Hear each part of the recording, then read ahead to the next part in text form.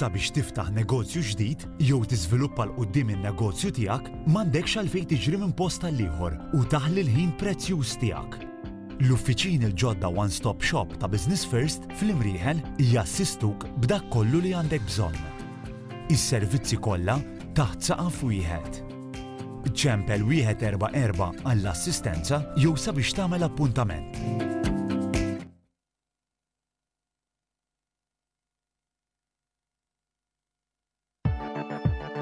If you're a potential entrepreneur, a startup, or an SME, now here's a new platform that simplifies your local business ecosystem.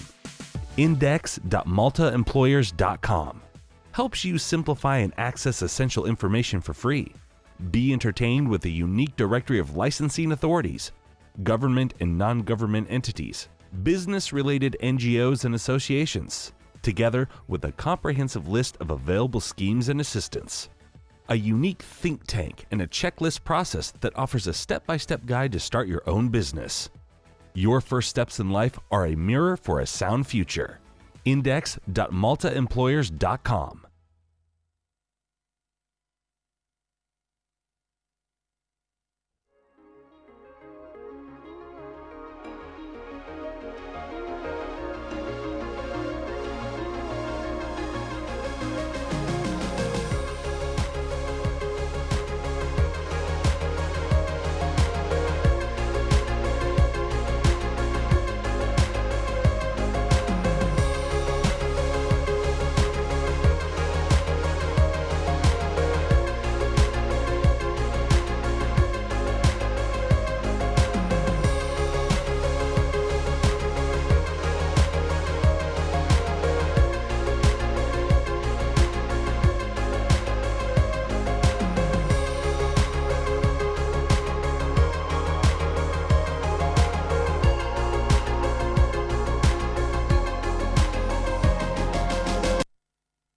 This event is being organized by the SME Help Desk within the Malta Employers Association in collaboration with the Ministry for the Economy, Investment and Small Businesses and the Parliamentary Secretariat for Financial Services and Digital Economy, and supported by Malta Enterprise, CI Consulta, Gadgets, The Futures Agency, MDIA, Tech.mt, MCA, Digital Economy Think Tank, AI Department within the University of Malta, eSkills Malta Foundation, FITA, Malta Information Technology Agency, Family Business Office, Business First, Innovative Codes, Wise, Avantech, Canon Partners in Malta, V-Squared, MEA Index and Pro Include. This event is being organized by... A very good morning and thank you so much for being with us in a virtual way. On behalf of the Malta Employers Association, I'm Miki Demikale. I'm going to be your host for the next 2-3 hours or so for this National SME Forum. It is a very pertinent theme, overarching theme that we're being discussing this morning. It's digitization and reskilling and how to be more resilient. Maybe you might ask, it's going to be about technology. It's not about technology, it's about people. Because I had a discussion last week with my grandmother. She's 75 years old. And she told me, I'm extremely concerned that my younger nephews are going to have a hard time finding a job with all this talk about AI, technology, digital age. I told her, no, Nana, it's not going to be hard. AI, technology needs people. It needs their creativity. And this morning, I'm delighted that notwithstanding all this grim context that we're living throughout this pandemic, we're having with us all the game changers, if I may, in Malta. The policymakers, business leaders, representatives of the employers, employees, and you name it. We have it this morning throughout the next 3 hours during this National SME Forum as part of the European SME Week. MEA has once again organized this annual event, a highly anticipated event this year, of course, discussing digitization and reskilling.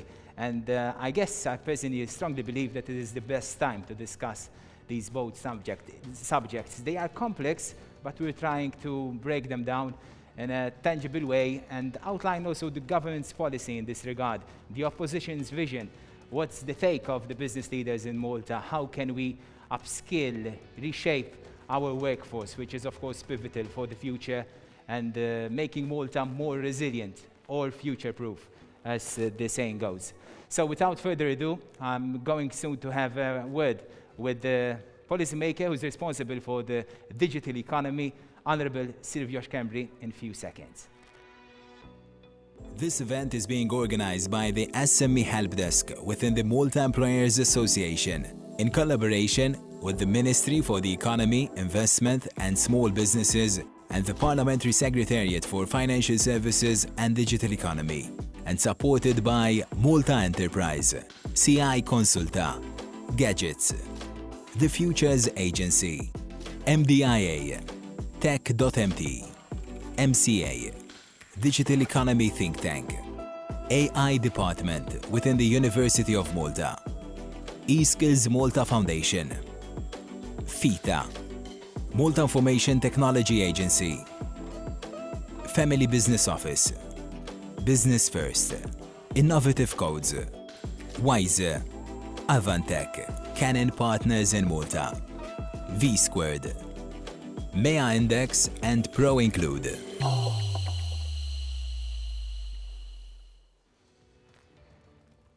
So I'm delighted to have with me Honourable Silvio Scambri. I earlier introduced you as the Minister Policymaker responsible for the digital economy. However, you're responsible for the whole economy. The digital sector is part of this whole puzzle.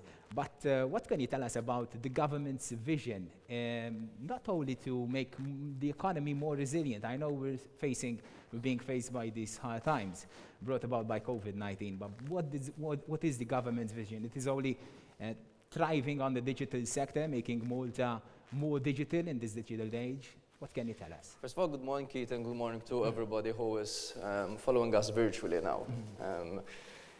I think in the past 10 years, our country has changed a lot in terms of demographics, in terms of our lifestyle, in terms of how we work. Even if we look at the traditional family type of our country. I think 10 years ago, traditional family consisted of just one breadwinner. Many of the times it was the male representative of the family, while the female used to take care of the family. Now, rightly so, I would say, that type of traditional family has changed a lot. In fact, more women are forming part of our labor supply and labor in terms of work. And this has changed a lot on how we live. Usually, we had more time, families had more time to go physically to buy their errands, to do their errands. Now things has changed. People have got less time to spend for themselves, and life is becoming faster as we speak. I was hearing before your introduction with your conversation you had with your Nana. Exactly. Where she told you that it's going to be hard for the future children to find new jobs in a more digital world. I remember this type of argument.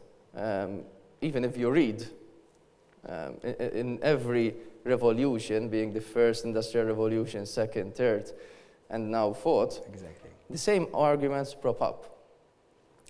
I remember in the early 90s when computers started to make part of our day-to-day life, even at work. There were some conservative voices saying, look, these computers will take up all our work, people will end up unemployed, we'll have queues of people registering for work because the traditional work will be vanished and taken over from these computers and robots, etc. In reality, what happened? New work was created, innovative work was created, and we have many more people working today than we had 15, 20 years ago. So the same arguments we can said when we moved away from the coal industry, etc., etc. And the same will happen with the Industry 4.0. And the fact that Malta has changed a lot in the past 10 years, unfortunately, I would say that not all businesses caught up with the advancement in our day-to-day life. And that there is where the government needs to push more to incite also businesses to invest more and come up to pace with the technological advancements. In fact, my biggest concern is reskilling, because if you speak to all employers out there, 9 out of 10 will tell you the biggest challenge is finding the right people with the right skills. My perspective is that the government is not doing enough to make sure that we have a skilled workforce. Well, I would say that when it comes to a skilled workforce, never is enough. The government is doing a lot, but more needs to be done. I agree with you. In fact, when I was Parliamentary Secretary responsible for digital economy, through the eSkills Malta Foundation, and I saw also CARM over here, we did skills gap analysis. And we have the findings of the skills gaps analysis found that, in fact, there are a lot of skill gaps in Malta. Let's take, for example, just one particular industry, the gaming industry. And I'm sure my colleague here, Clayton Bartor, will continue to expand even on this argument. At this point in time, during the pandemic, there are approximately 700 and 800 vacancies still unfilled. And this situation kept on repeating itself for the past, I would say, 3 to 4 years. So although jobs are being created, there are not enough people with the right skills to get into the labor force. In Malta, we have another situation. It's not just that we have not enough people with the right skills, because we have not enough people across the board. Because even in the midst of a pandemic, Malta has got the lowest unemployment rate in Europe. So it means that we not only lack skilled people, but also unskilled. So that is something which has changed dramatically in the past, I would say, 7 years. 7 years ago, we had a problem of unemployment. Today, we have a problem of employment, in the sense that demand is much bigger than supply. But still, we have to recognize that our only resource are our people. So as a government, we need to keep on focusing in turning labor into our human capital. And that is why we have introduced several measures in the budget to address this. For example, even for businesses to rethink and re-engineer their business activity. I think this pandemic was a wake-up call for many businesses to rethink about their business model. What worked 10, 15 years ago, 5 years ago, doesn't necessarily mean that it will work today, even in the post-pandemic world.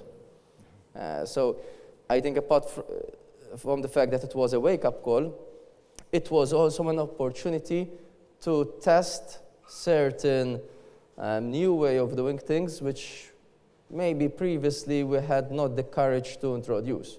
For example, teleworking. Many of the times, because the activity, let's not forget that as a country, we were experiencing huge economic growth, 5–6%. These are figures that we never dreamt that we could have ever reached.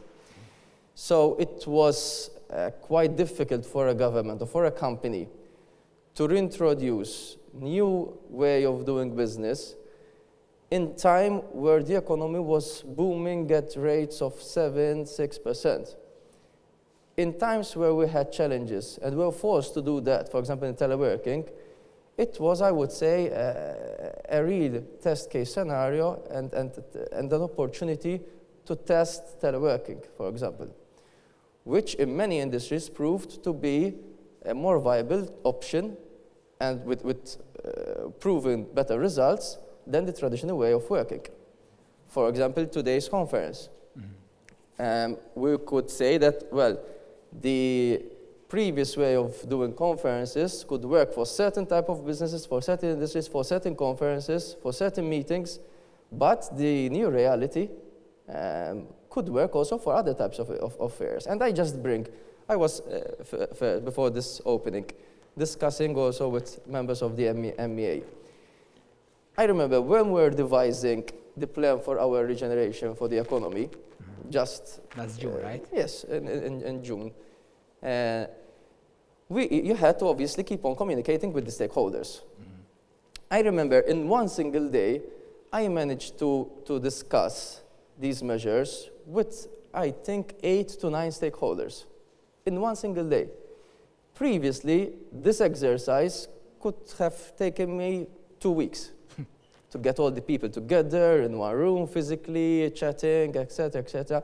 In one single day, moving from one monitor to another, we managed to have everyone on board discussing, changing, etc. So yes, it did has its advantages, and we have to keep on building on that. Very briefly, so you're saying that, because I personally strongly believe that the government, the economic context is very positive when compared to other European countries, but that shouldn't be, we shouldn't remain complacent and happy enough that we're doing fine, because we need to have a competitive edge tomorrow. So my question is the government going to be the main driver to contribute to having the economy equipped both digitally and with the right skills for the future?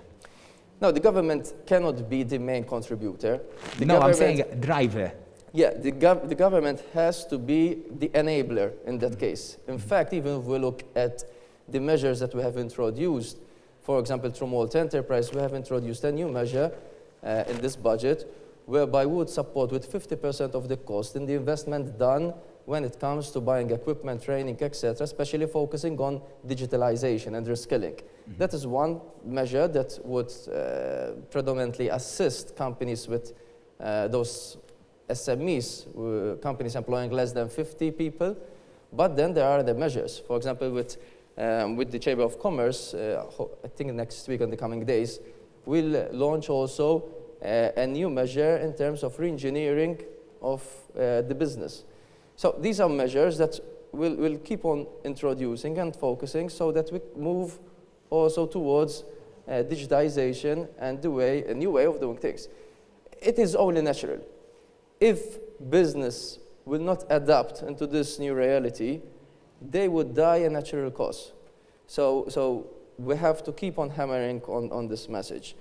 The government is there to act as an enabler, but businesses, even through communication with stakeholders and events like this, we need to continue to deliver this message that now is the time, and not only because we want to, because I would say we have no choice. Exactly. Rather than to go there. We either go digital or we die a natural cause. Honorable Silvio Scambri, thank you so much for your time. Always a pleasure having you, sharing some insight on the government's vision to the economy and to the digital sector in this regard. Thank you so much, Honorable Silvio Scambri, for your time. Thank you. So that was Honorable Silvio Scambri, the very first guest we had this morning during this SME National Forum organized by the Malta Employers Association. The overarching theme is digitization and upskilling and becoming more resilient. And now I'm delighted to have with me the policymaker particularly responsible for the digital economy and financial services, two important sectors for the Maltese economy. And I'm delighted to have with me Parliamentary Secretary Clayton Bartolo. Thank you so much for being here this morning. May I ask you, I know that throughout this year you even launched the Digital Economy Think Tank. I asked the Honourable Scambri earlier, if you can concretely focus on the digital economy, what is the government's vision out there? First of all, Keith, a very good morning to you, and a good morning also to all those who are following this event. And allow me to thank the MEA for the organization of this important webinar, where I do believe that, yes, the key for resilience is indeed preparation. And this is our way forward. Our way forward is that of encompassing the whole digital spectrum, whereby we are looking at the various opportunities which are coming out of the digital world. Rather than just taking part of the digital aspect, we are looking at the large number of opportunities which we as a country can make the best use of. So in this regard, we are looking at attracting, yes, we want cryptocurrencies, we want blockchain companies to set up here in Malta, but then again, there are a number of other aspects which we can take advantage of, and where even our small size can in fact be an advantage.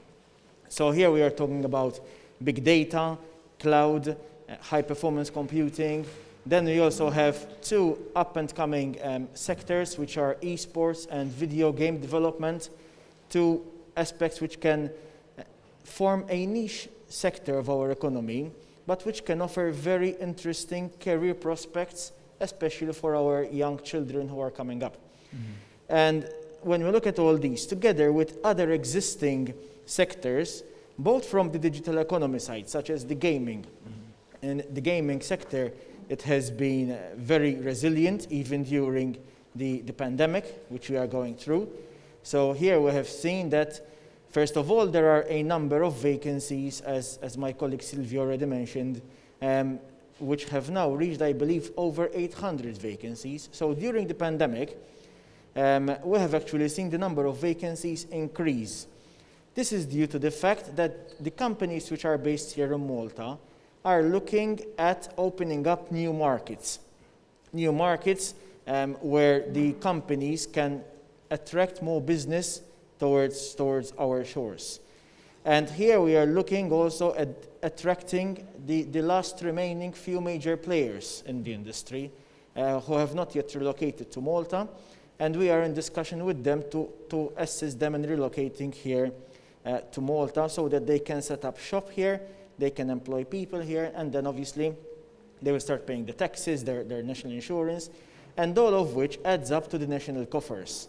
So this is our way of increasing and bringing stability to the country's finances. But you're mentioning the government's vision, and you outlined big data, high-tech computing, esports, video game developing, but you also mentioned that we have some 700, 800 vacancies in the gaming sector. I find this a bit contradictory, that we're speaking about digital age and the digital economic model, but we're not finding the right workers out there. Yes, so in fact, this is also part of our strategy, that of upskilling and reskilling our workforce. So first of all, we have to see the current workforce, what skills are needed in that aspect. And there we are preparing a strategy so that the government then can embark on a journey of reskilling the current workforce. However, the main and most important aspect here lies in education. We need to reform our educational curriculum, or part of it, so that we start taking more the opportunities which come out of the digital economy aspect. For example, if we have the video game development aspect, if we take this sector, I do believe that our young children, they need to be introduced to code, to computer code, earlier in their educational life. So there we are looking at new aspects, such as gamification, for example, where the children who today, let's face it, most of them, they know how to use a tablet, smartphones, they can all use these. But let's take the best out of what they are doing. So there, we are introducing them to games where they are also learning at the same time, something which is already being practiced in other countries and which we can include here in Malta. So when we do that, we are increasing their chances of grasping the large number of opportunities which are coming out of these new economic sectors, all of which together, they can help us to diversify our economy and have a much more resilient economy which can stand up to asymmetric shocks. I am pretty sure that sometime in the future, another economic crisis will follow, another pandemic may follow as well. So our country needs to be prepared. The way to be prepared is by having a diversified economic sector. Tourism is important, construction is also important, the manufacturing sector are all important, and they all employ thousands of people behind which there is a family.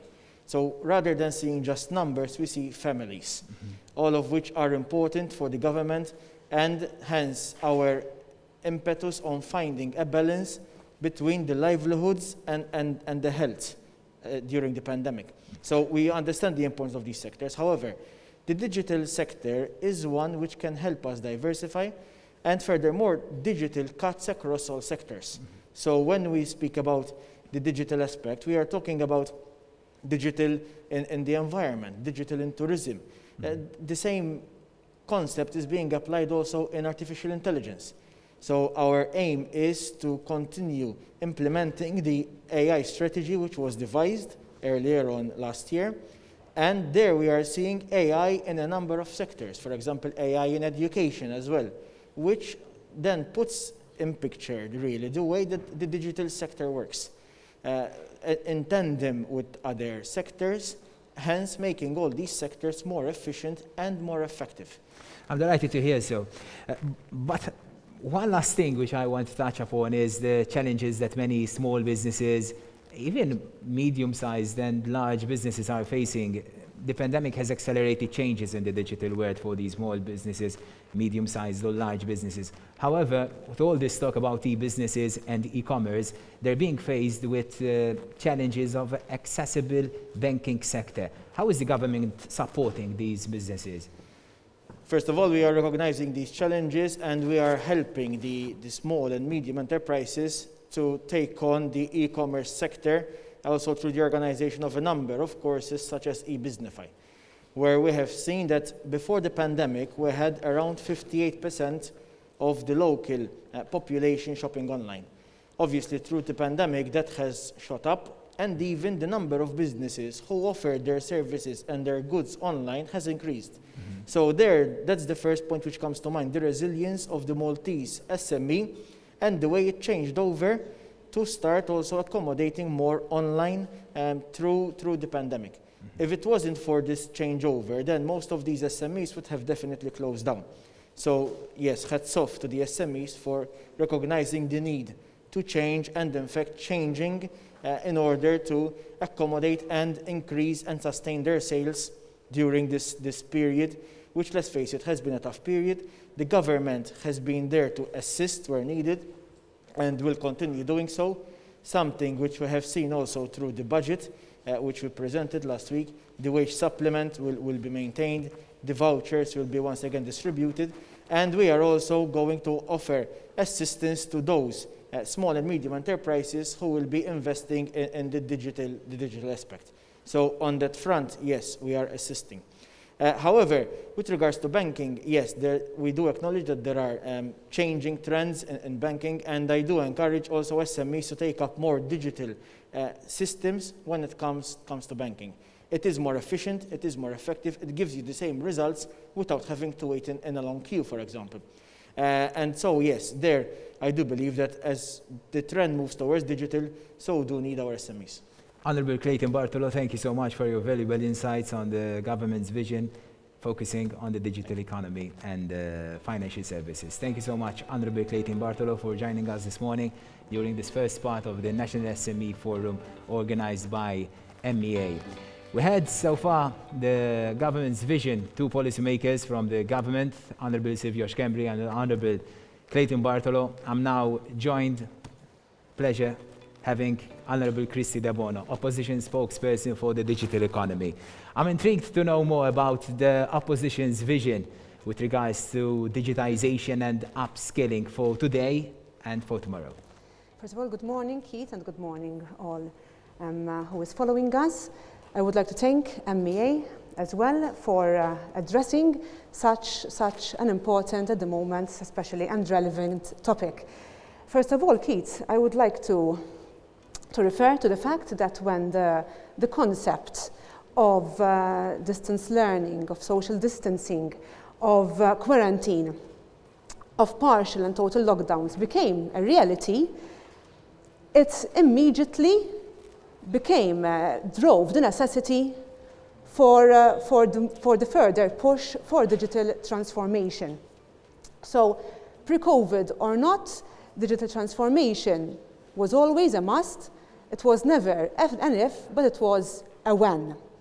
However, in the recent weeks, we have experienced a rapid now digital transformation, and we are now more open to the realities of such a transformation. Let us not, however, either underestimate the difficulties that this brings about, especially to our SMEs, nor discount the benefits of digital transformation. It is quite clear, Keith, that most SMEs, especially the micro and the small, which are the largest number of companies in Malta, are usually less technological ready than the large players in the industry, for obvious reasons. Large players tend to have departments focused on innovation. They would have a full-timer with a whole department focused on accessing EU funds, on access to finance and whatnot.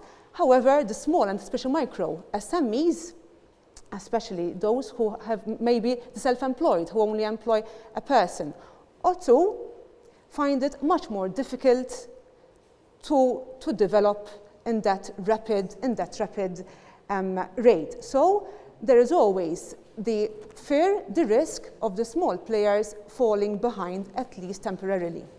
So the small SMEs, micro SMEs, who once again are the majority of the companies and of the businesses in Malta, cannot keep up with the much needed digital transformation unless they are motivated financially.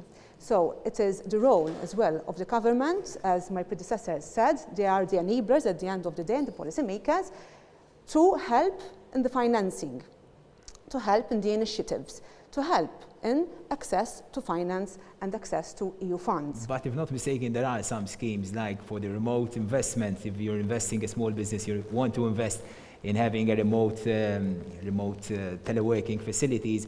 Malta Enterprise, if not mistaken, is supporting small businesses. So what would you make anything different? Keith, all initiatives are imperative and are key to the success of our businesses. However, it's never enough. This is not a partisan argument, but it is a realistic argument that you hear and you meet every day from the stakeholders themselves.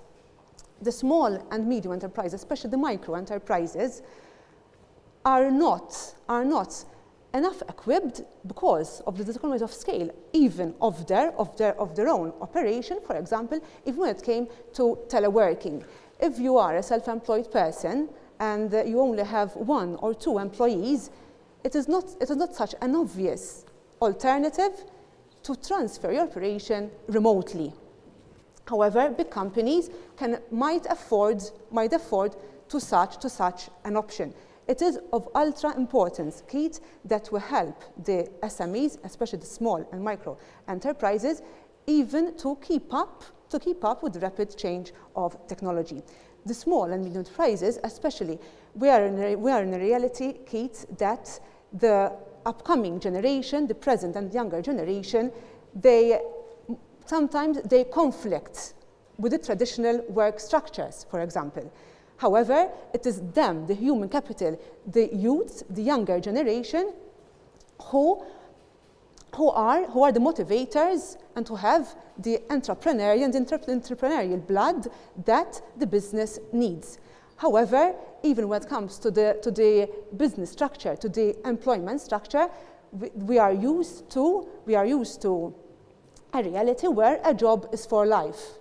So the employers are facing now the new reality that most young generation of employees, they are more into the ever-changing lifelong learning process, and definitely they will engage in an opportunity and know that at most 2 years will be the ultimate limit. So there are these not only the skill gaps, but there's this realistic gap between the younger generation and the traditional work structures, which we must also narrow and diverge so that it will be a more successful operation when it comes to the employer. These are the main issues, in my opinion, that we do not talk about enough. However, they are there. So when it comes to initiatives, once again, Keith, it is a reality that even to access EU funds, there is a bureaucratic process. It is no one's fault, it is neither party's fault, it has been there since ever. However, now more than ever, it is crucial for the SMEs to be helped accordingly. We cannot let small and medium enterprises miss the opportunities of EU funds because they simply cannot afford to have ulterior external help in the process of applying for EU funds simply because the process is too complex and complicated. There are the funds available, Keith, however, it is much more difficult to access them, especially for the small and medium enterprises. Honorable Chrissy De Bono, that was it. Thank you so much for your insights. I was meant to ask you, the opposition is saying that we need an economy for the people. Very briefly, if I may, you're saying an economy for the people without technology or with technology, embracing technology? No. So, Keith, Very briefly, first of all, it is the culture that drives the adoption of technology. And I am sure that we are still at initial stages. However, the more rapid the culture is moving, the more accessible and inviting the technological change will be in our country. However, we cannot go in the future, especially post-COVID, without a solid marriage with the technological advancement. Technology is key. However, we must make sure that even the slightest of difficulties will be turned into opportunities. The worst possible scenario will be that it will create a bigger digital divide between the bigger companies who afford and take full advantage of technology, leaving behind the smaller players, which are in a higher number than the larger players. So we need to protect all, and together, Keith, especially if we manage as well, which I'm sure we do, to have and to reach a political consensus on this subject, and I'm sure when it comes to the economic subjects, financial services, gaming, financial services have been the hallmark of success in technological development. Keith, so we must extend the success to all the sectors, to all the existing sectors, including retail, including the health sector, including the service sector, and much more. With that good news that the opposition and the government are going to work in hand in this regard. Most definitely. Thank you so much, Honorable Chrissy De Bono, for sharing your insights. Thank you for inviting me. Thank you. This morning. We have a pre-recorded message with the president of the Malta Employers Association, Dolores Samut Bonici. We asked her a couple of questions, including why MEA and why now came up with the idea of organizing an event on digitization and reskilling. We also asked, what's the feedback that MEA is receiving from members regarding digitization transformation? Are they finding it a challenge? And in Malta, are we offering them enough assistance and clear guidance? And the last question, why, in your opinion, our local industry must keep on investing in digitization? Is it to keep up and remain competitive, or is it because there is no option to survive? President of the MEA, Ms. Dolores Samut Bonici. Good morning, ladies and gentlemen and distinguished guests. We welcome you to this Zoom platform, and we're also live on Facebook.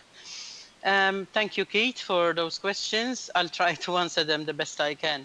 The sheer need of these difficult times has urged businesses to upgrade in whatever aspect of digitalization.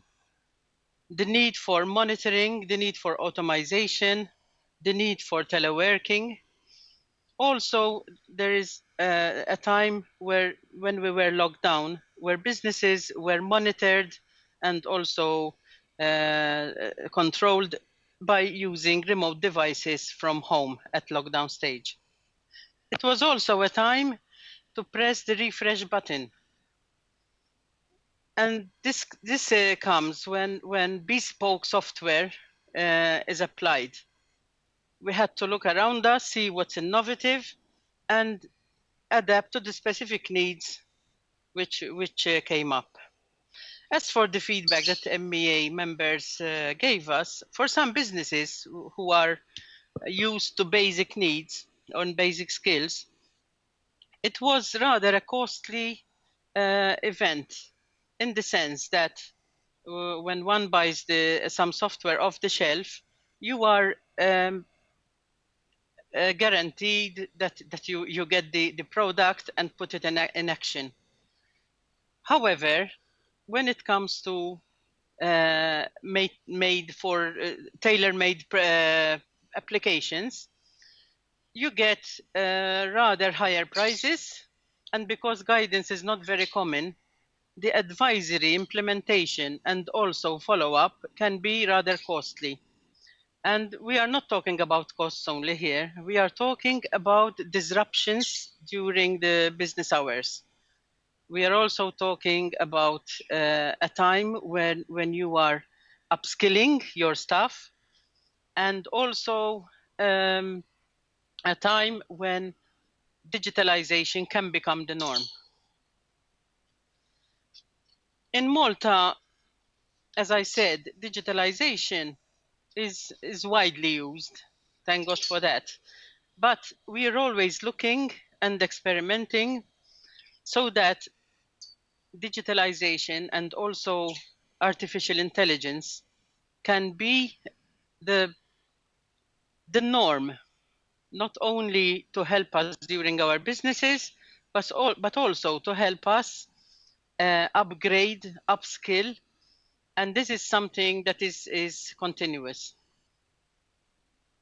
And one might ask, why is this needed for competition? Yes, it is very much needed for competition's sake, because of the businesses today request a very efficient and quick response. And also because if not directly affecting the competition, one might also look at the drastic survival option in this time of the COVID.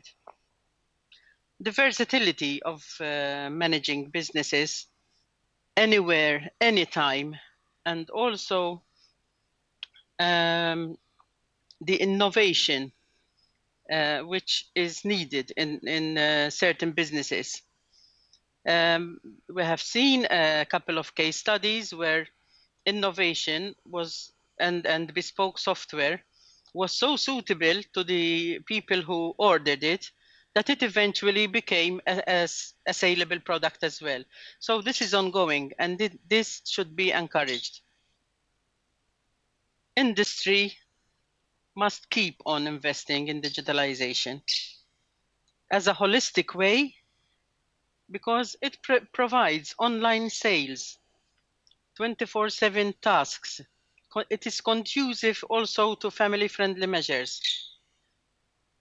And we look today also at the artificial intelligence gadgets, which are now at our doorstep and which in future will be our norm.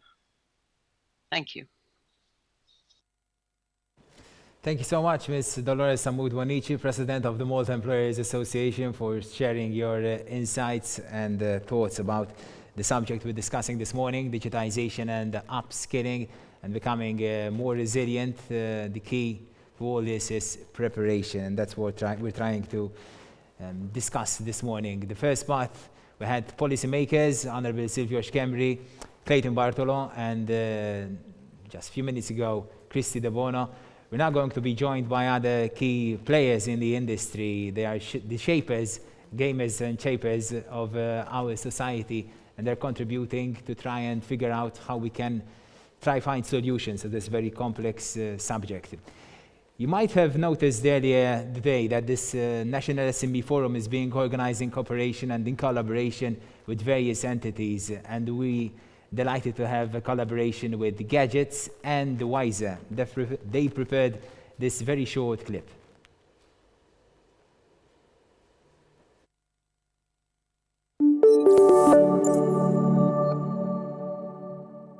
In today's digital world, companies are expected to offer a seamless online experience for all their clients.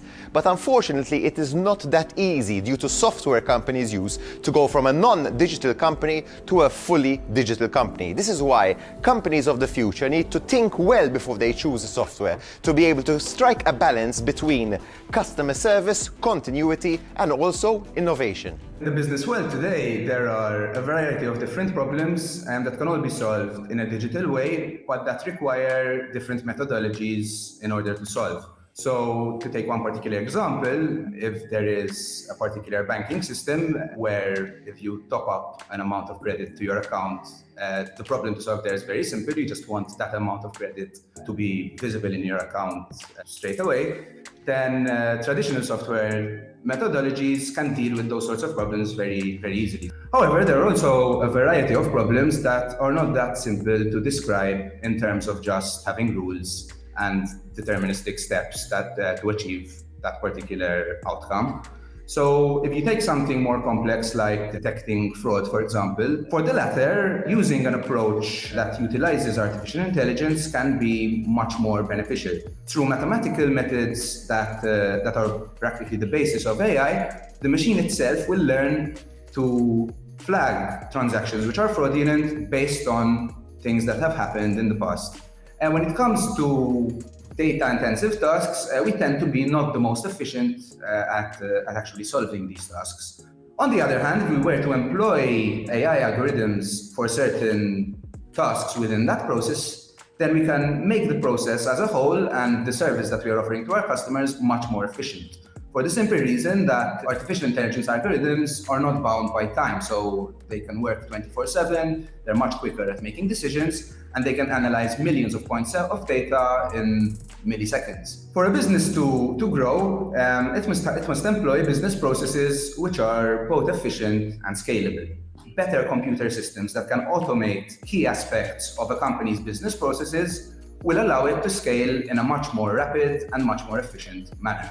Throughout the past years, while helping small to medium-sized businesses embark on a journey of digital transformation, as Wiser, we got the impression that many of these small businesses tend to think that innovative technology is just something to help the Amazons and Googles of this world. They tend to get scared for the simple reason that it's something that they can't understand. With Wiser Work, we're trying to specifically tackle this problem by lowering the bar as to how technical you need to be to actually build enterprise software and to actually make use of innovative technology. Through this, we're enabling a new class of software developer, which does not need to be technical and does not need to know how to code, but just needs to be more of an expert in their particular business domain in which they operate.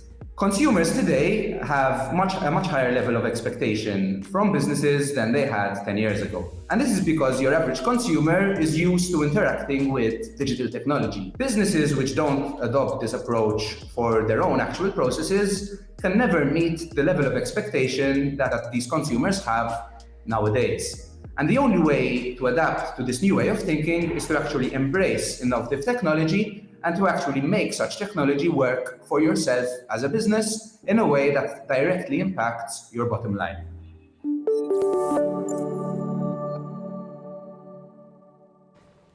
It's really fantastic to hear embrace innovative technology, and the biggest danger for many when talking about machines and technology is that machines might kill us.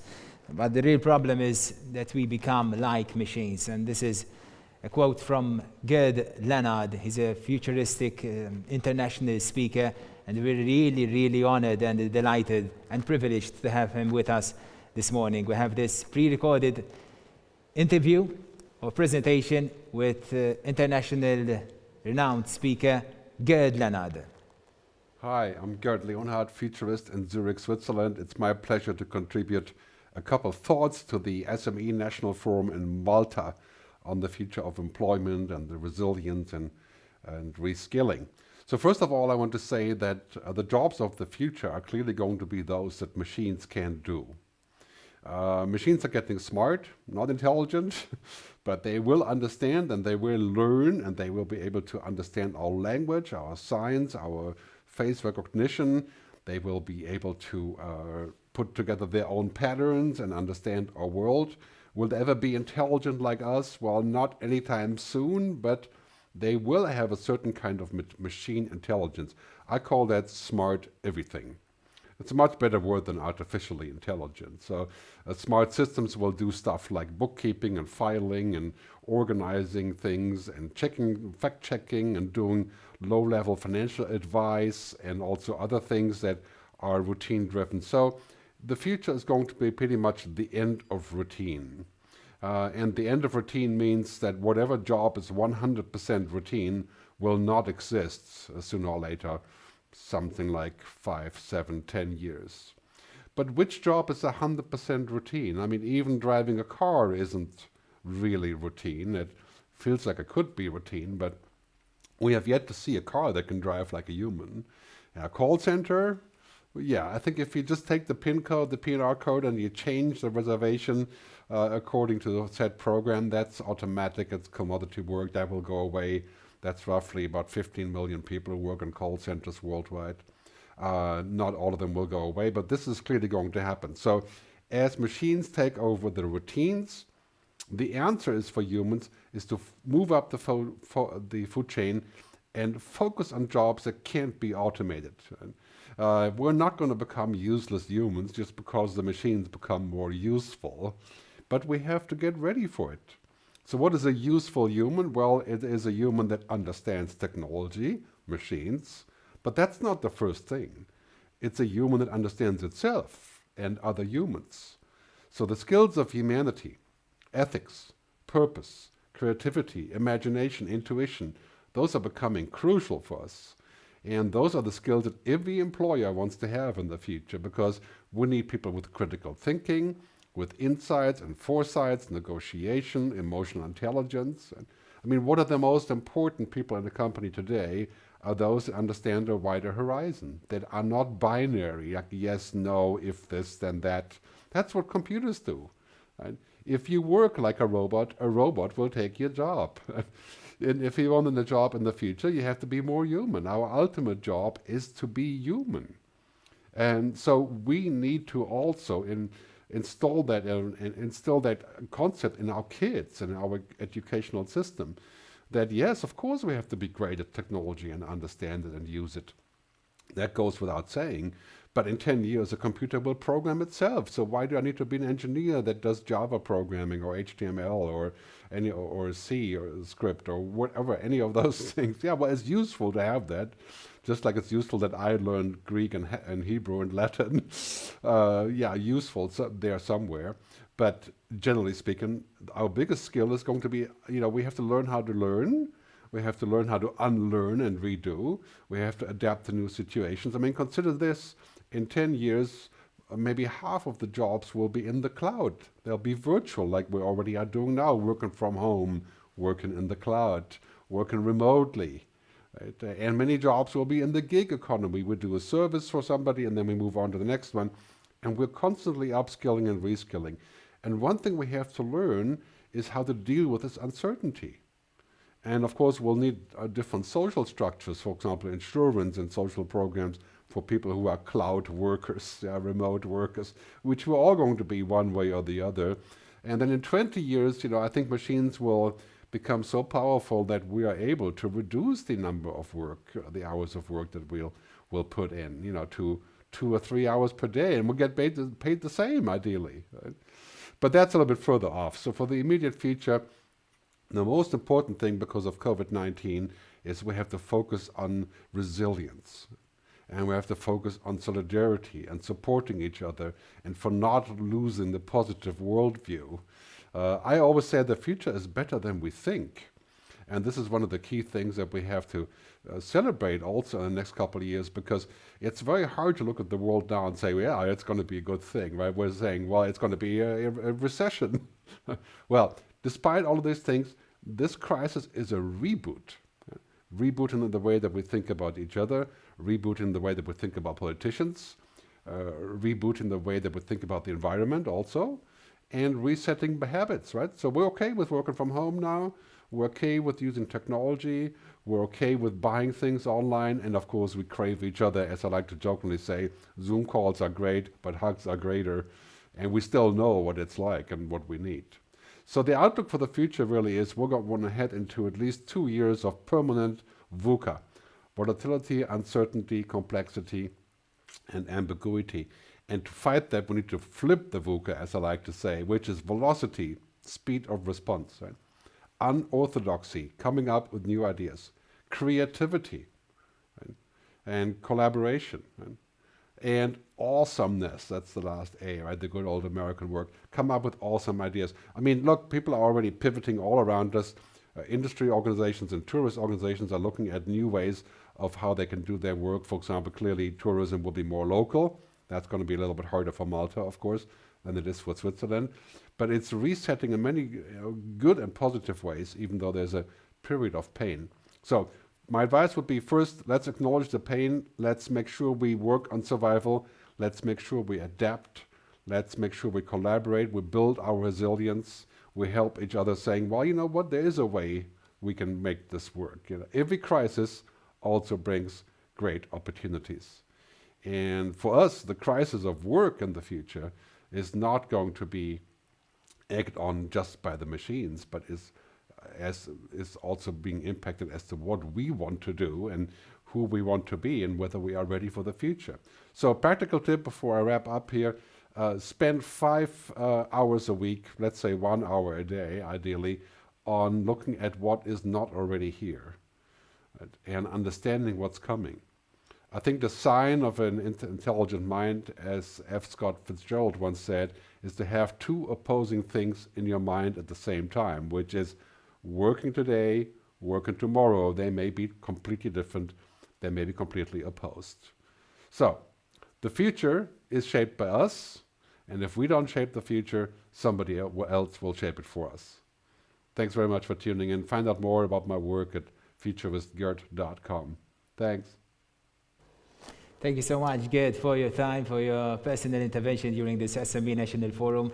Extremely thought-provoking, interesting insights there, and definitely we're going to dwell on some of them. During the next panel discussion, I'm joined by Isabel Micallef-Bonello, Managing Consultant of CI Consulta, and Kurt Farrugia from Malta Enterprise. I'm going to start with Isabel, if I may. We have been discussing digitization and reskilling for the past 15, 20 years. So much so that 20 years ago I decided to be an IT specialist because I thought back then that IT and digitization is going to be the future. However, I moved away from IT. So this is nothing new. What has changed since then?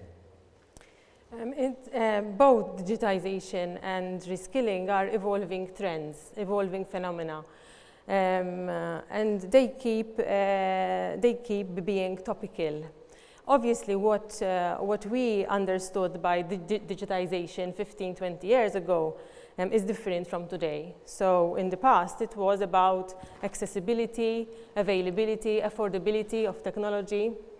Today, it is about what we call technology intensity. So how intense can you use technology in your life, basically, and in your business processes. We speak today about artificial intelligence, about the Internet of Things, about 3D manufacturing, about cloud services. This is the digitization of today. Obviously, there are a number of benefits of using this type of technology in a business environment, which are very relevant today. So obviously you can create new markets, launch products in a speedier way, reap efficiency gains, and that is why digitalization keeps being so topical. To be honest, we have been speaking about this new form of digitalization for the past, I would say, for the past 7-8 years. But we have witnessed an acceleration in the use, I would say 2-3 years before the pandemic. Okay. So, you know, artificial intelligence was like an academic subject for a number of years. But then, as it happens with other technologies, businesses started to use it and started to realize how beneficial it is. And we had quite a good momentum. Having said that, the pandemic was a turning point.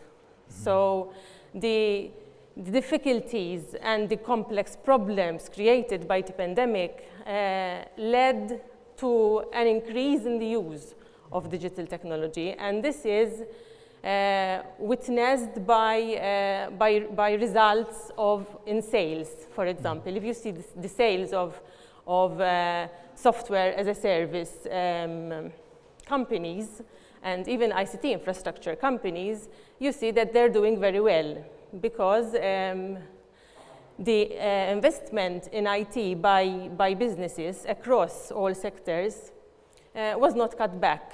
Actually, businesses found that, as previous speakers have been saying, technology is an enabler in these difficult times.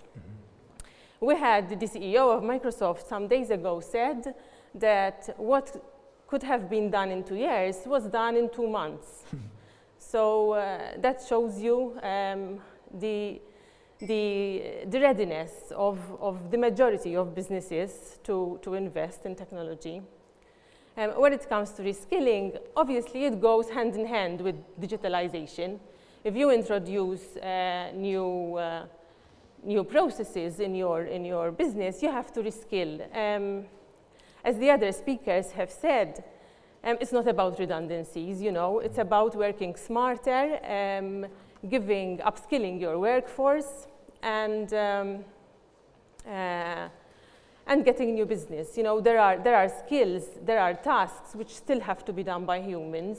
So this is about using technology to achieve better results. You mentioned technology, and some small businesses and business owners, they might say it's a considerable amount of money which I have to invest to turn my business to become more digital and more.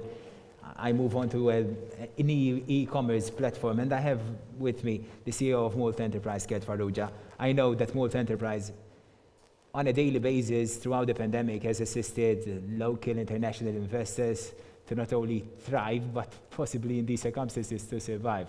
But how are you assisting businesses to turn their business more digital, if I may? First of all, we had to re-engineer ourselves, and moving from an organization very focused on attracting foreign direct investment, we kept that function, of course, but also supporting businesses more.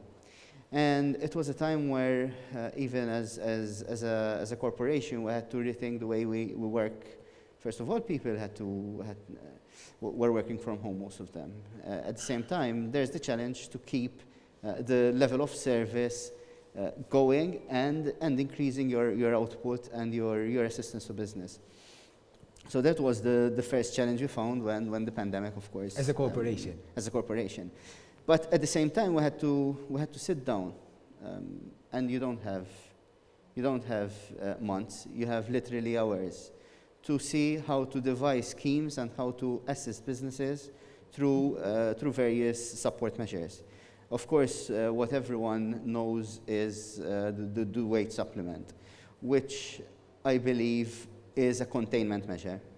So at that stage of the pandemic, the first few months, you had to ensure that people are kept in employment and that businesses keep alive. So it's like administering a medicine to keep a patient alive.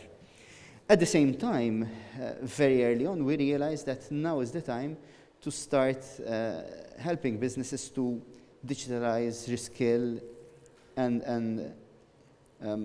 all the topics related to what we're discussing today. So how to do that? First of all, COVID was the greatest disruptor of many generations. So disruption puts businesses in an uncertain situation, and with all the risks of closing down, shedding employees, etc. The first thought you have is for survival. However, we started thinking on how to assist businesses to stop and think. So we have devised and worked with government, with bodies such as MEA, who I really would like to congratulate because of its proactivity and the way it's adopting its core business to assist SMEs in this period. So at the moment and we have been assisting businesses by assisting on a teleworking scheme, which assisted particularly SMEs who needed to change and digitize their processes, and also even buying simple tools such as software and hardware for their employees to work from home. And that was a very successful scheme, which I believe that needs to be rethought at this time and start thinking on how to relaunch so that companies are prepared for any eventuality.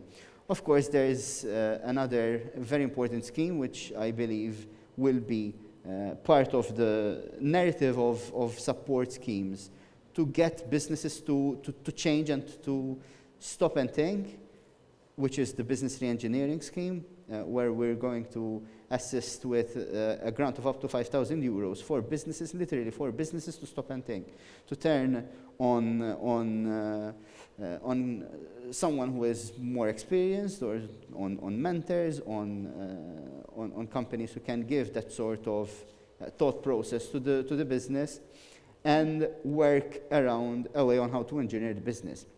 We had fantastic examples of business re-engineering even without support. Companies in tourism who are doing sanitization, companies in manufacturing such as plastic molding doing the face masks and visors. So we've seen those who were quick and nimble capture a market which was not there before March. So what we're doing through the business reengineering scheme is asking SMEs and all businesses to stop and think, how can I do things differently? And it's not just about putting your product online, it's not just about having a website, it's about how to link the IT system, the website, to processes for internal and external use. So stock management, how to become more efficient when discharging certain products or selling certain products, and how to reassess and reevaluate the whole processes of the business. So it's not just about what's visible, but it's also thinking and rethinking the processes. Tied to that is a very important, in my opinion, scheme, which in the same conference last year, where we had a massive hall, hundreds of people, things have changed drastically since then. I was lamenting on the fact that we have an upskilling, reskilling scheme, which is the skills development scheme. And the take-up was very low. What was happening a year ago was companies and manufacturing companies and IT companies were moving so quick and working so much that they weren't stopping someone from their desk or their line, the manufacturing line, to train or retrain or reskill.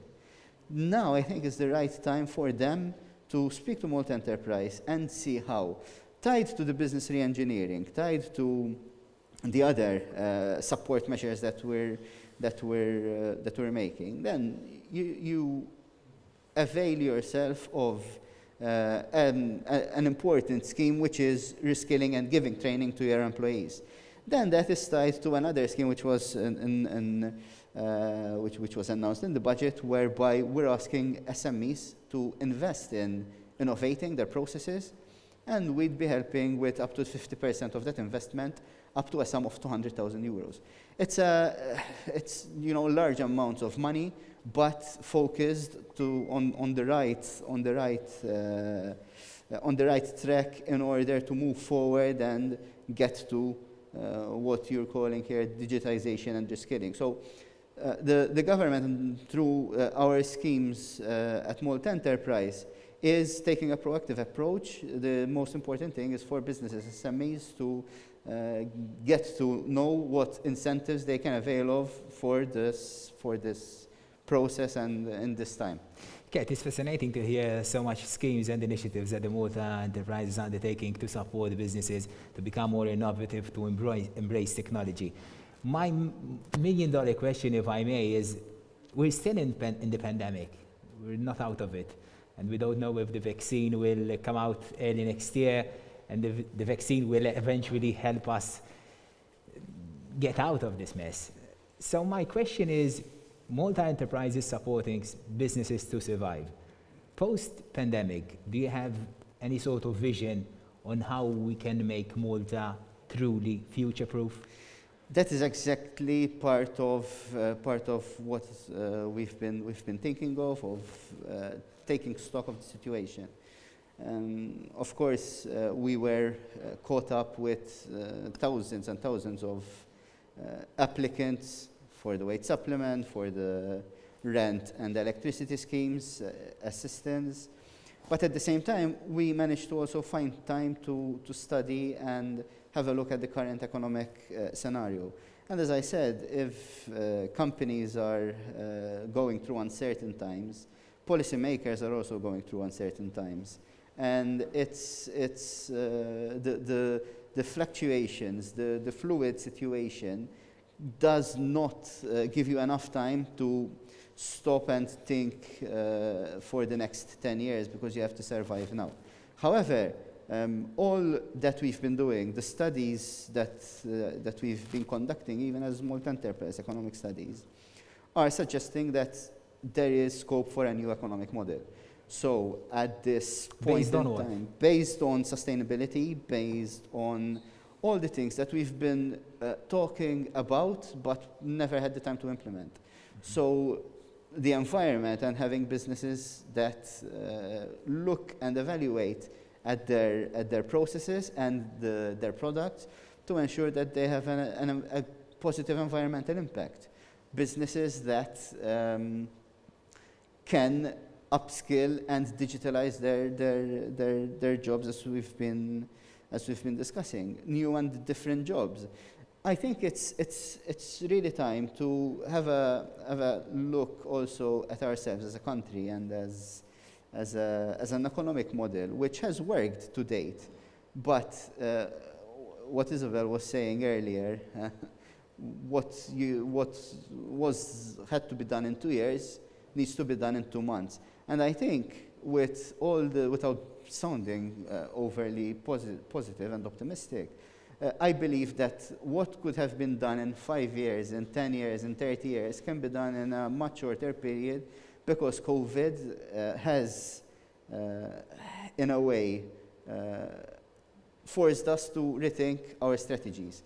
And I think now is the right time to go towards a more sustainable economic model where quality, where higher paid jobs, better impact on environment, better impact on social issues and social measures. I believe that process is being done as we speak, and it doesn't entail just one person in an office thinking on how to change the economic model, but I think it's a process which involves all stakeholders, social bodies such as MEA, the Chamber of SMEs, the Chamber of Commerce. I think this is a nationwide process that needs to take its course in the next months, not years. Definitely, we're bound to take that path because we need to achieve the United Nations Sustainable Development Goals by 2030. The now Green Deal, the European Green Deal by 2050. So my question for Isabel is, I know that as a CI Consulta company, you just started embarking on a foresight vision for 2030. You have this socio-economic model for Malta. Can you tell us more about it? Yes, it's a private sector initiative. It is driven by our director, Jasmine Saliba, who together with a number of Maltese well-taught leaders are identifying tangible projects which can lead to a more sustainable quality of life. We firmly believe that the private sector has a big role to play in creating social value. And we are doing this exercise with a very forward-looking and a very positive frame of mind.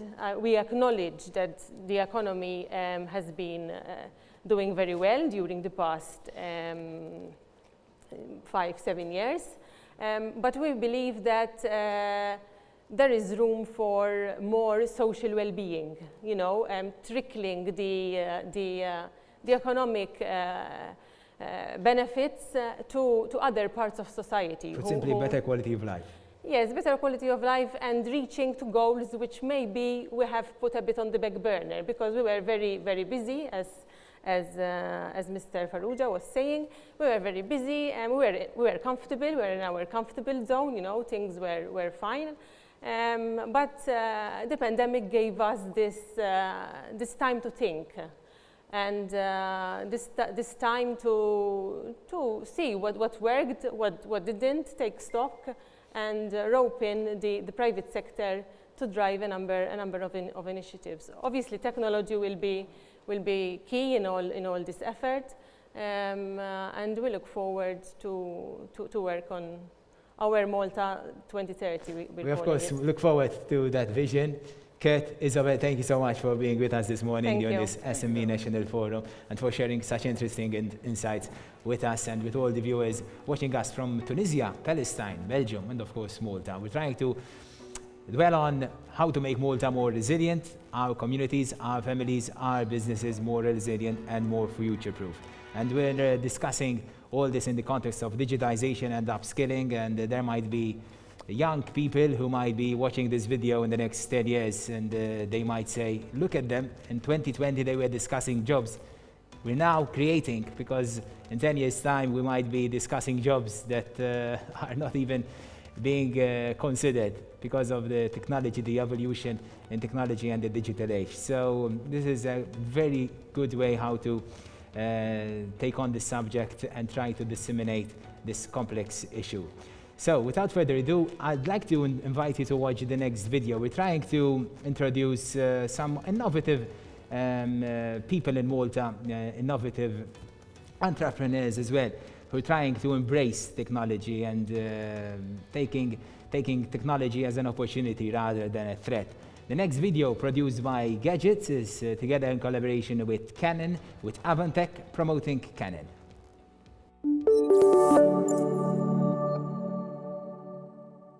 A paperless office is something many companies have been working towards for many years. If they have got there or not is another discussion altogether. But what technologies do you need to have a paperless office? You need quite a few, some of them being an intelligent digital scanning system, a useful and efficient way of retrieving digital information, digital signatures, and much more. Whereas paperless was being seen by businesses as an opportunity to gain competitive advantage or to be more efficient in their work, now that we have COVID, the consumer has started to change their habits. With the face-to-face limitations that we have and the social distancing that is being imposed, many customers are going and looking at opportunities to conduct their purchases using online and applications that exist in the digital world. Contrary to the misconception that going paperless is a simple task of converting a physical document into an electronic document, once that transition takes place, digital automation is also possible because you have all the data that is required for processing in an electronic format. For example, at a bank, when you're applying for a service, the bank may request that you submit your ID card or passport. With these solutions, when converting the image of the ID card or passport into an electronic format, the systems will be capable of picking up information from the documents for further processing. For example, they may find that this person is already blacklisted or on some other list that the client requires further documentation to be submitted before processing his application. At Avantech, all our solutions are scalable, which means that we can focus on a pilot project within an organization, and then following that pilot project, we can start rolling out the solution across all the other departments of any organization. They should ideally focus on the pain points, on the areas of their business where they are suffering more at this point, and they know that with a paperless or digital solution, they can achieve quicker return on investment. Avantech, together with Canon, have come up with a package of best-breed products, which include document management, a scanning solution, and also online storage, cloud storage. My advice to businesses and organizations that are hesitant because of the large cultural change that a digital transformation project might bring would be to focus on a small section of their business. All solutions that we offer provide extensive auditing and traceability. Security is key when it comes to document management, and a vast range of permissions can be applied on the various types of documents. The key for businesses and organizations that are looking to go paperless and digital during these times is that the investment that they are going to do now is not solely for the pandemic time. Consumers are being forced to look into different ways of conducting their shopping, their getting their services done, and are being forced to look to online and mobile applications. So the investment being done by businesses today will continue to be of benefit in the future.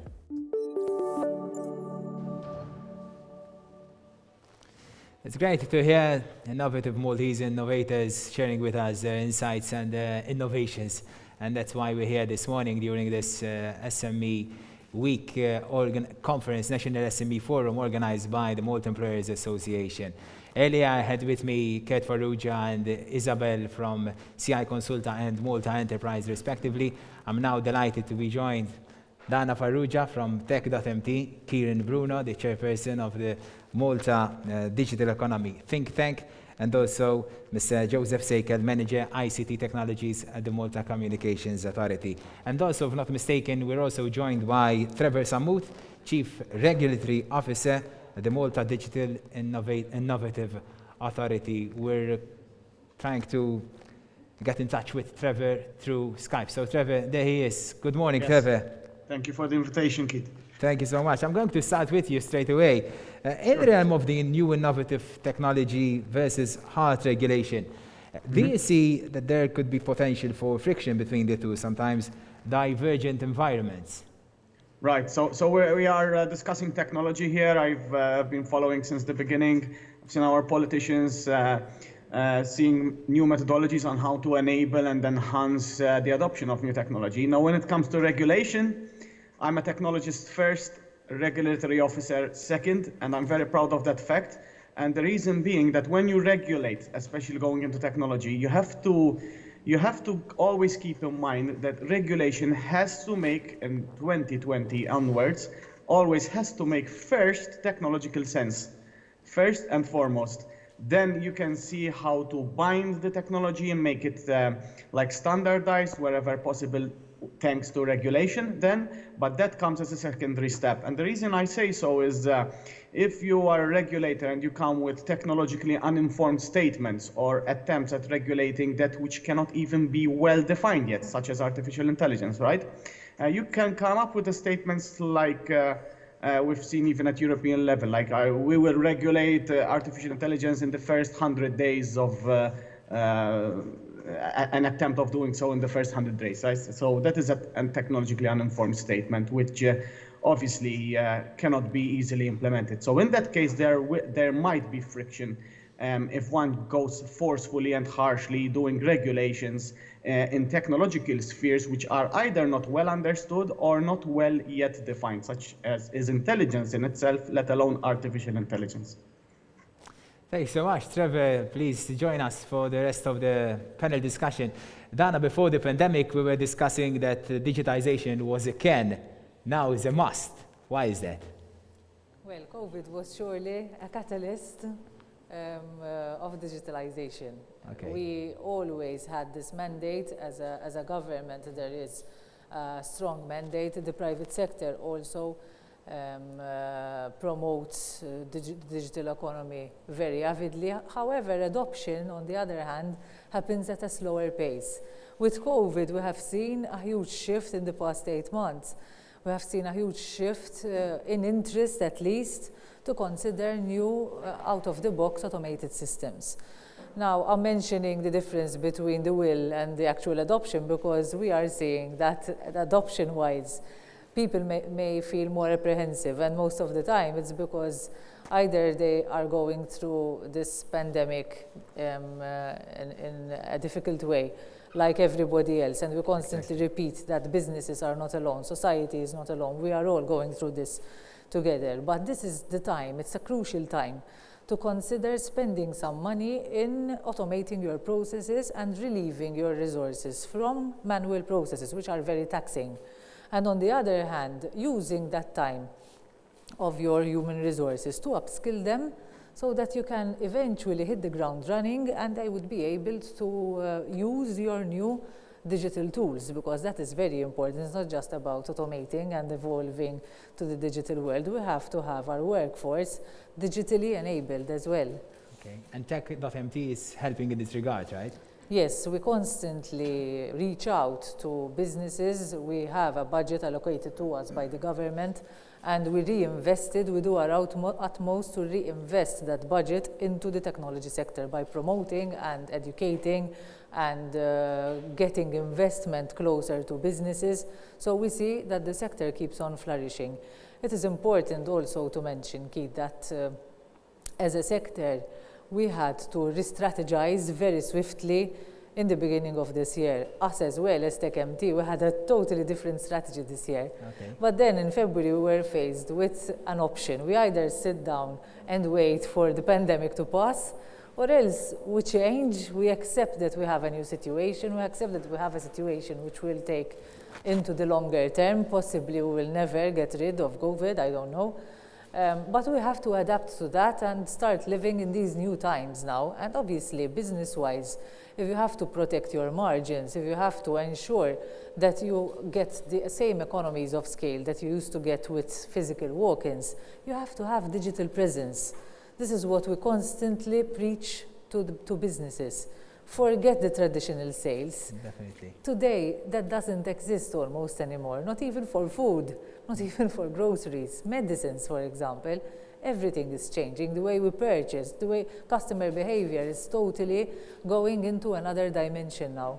You're mentioning how the economy is changing dramatically, and I know soon after the restrictions were lifted, I vividly remember that I was attending the launch of Malta's very first digital economy think tank. Why there was the need to have this think tank, first and foremost, Kieran? Yes. I know you're the chairperson of the think tank, sorry for that. Yes, the COVID-19 pandemic has put forward a number of economic challenges. Challenges that have to do with the fact that our economy, the way it's comprised, the way it's structured, depends mainly on a very limited number of key industries, key sectors.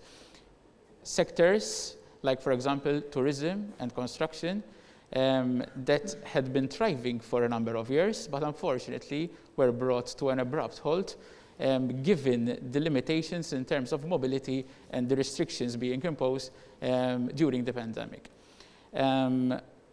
We can also say that the digital sector was one of the few sectors that managed to consolidate during such pandemic. And obviously, being also an advisor to Honorable Clayton Bartolo, who is responsible for the digital sector here in Malta, we decided to take a step back and listen to what a number of key economists had been preaching about for a number of years, had been vociferous when it comes to economic diversification.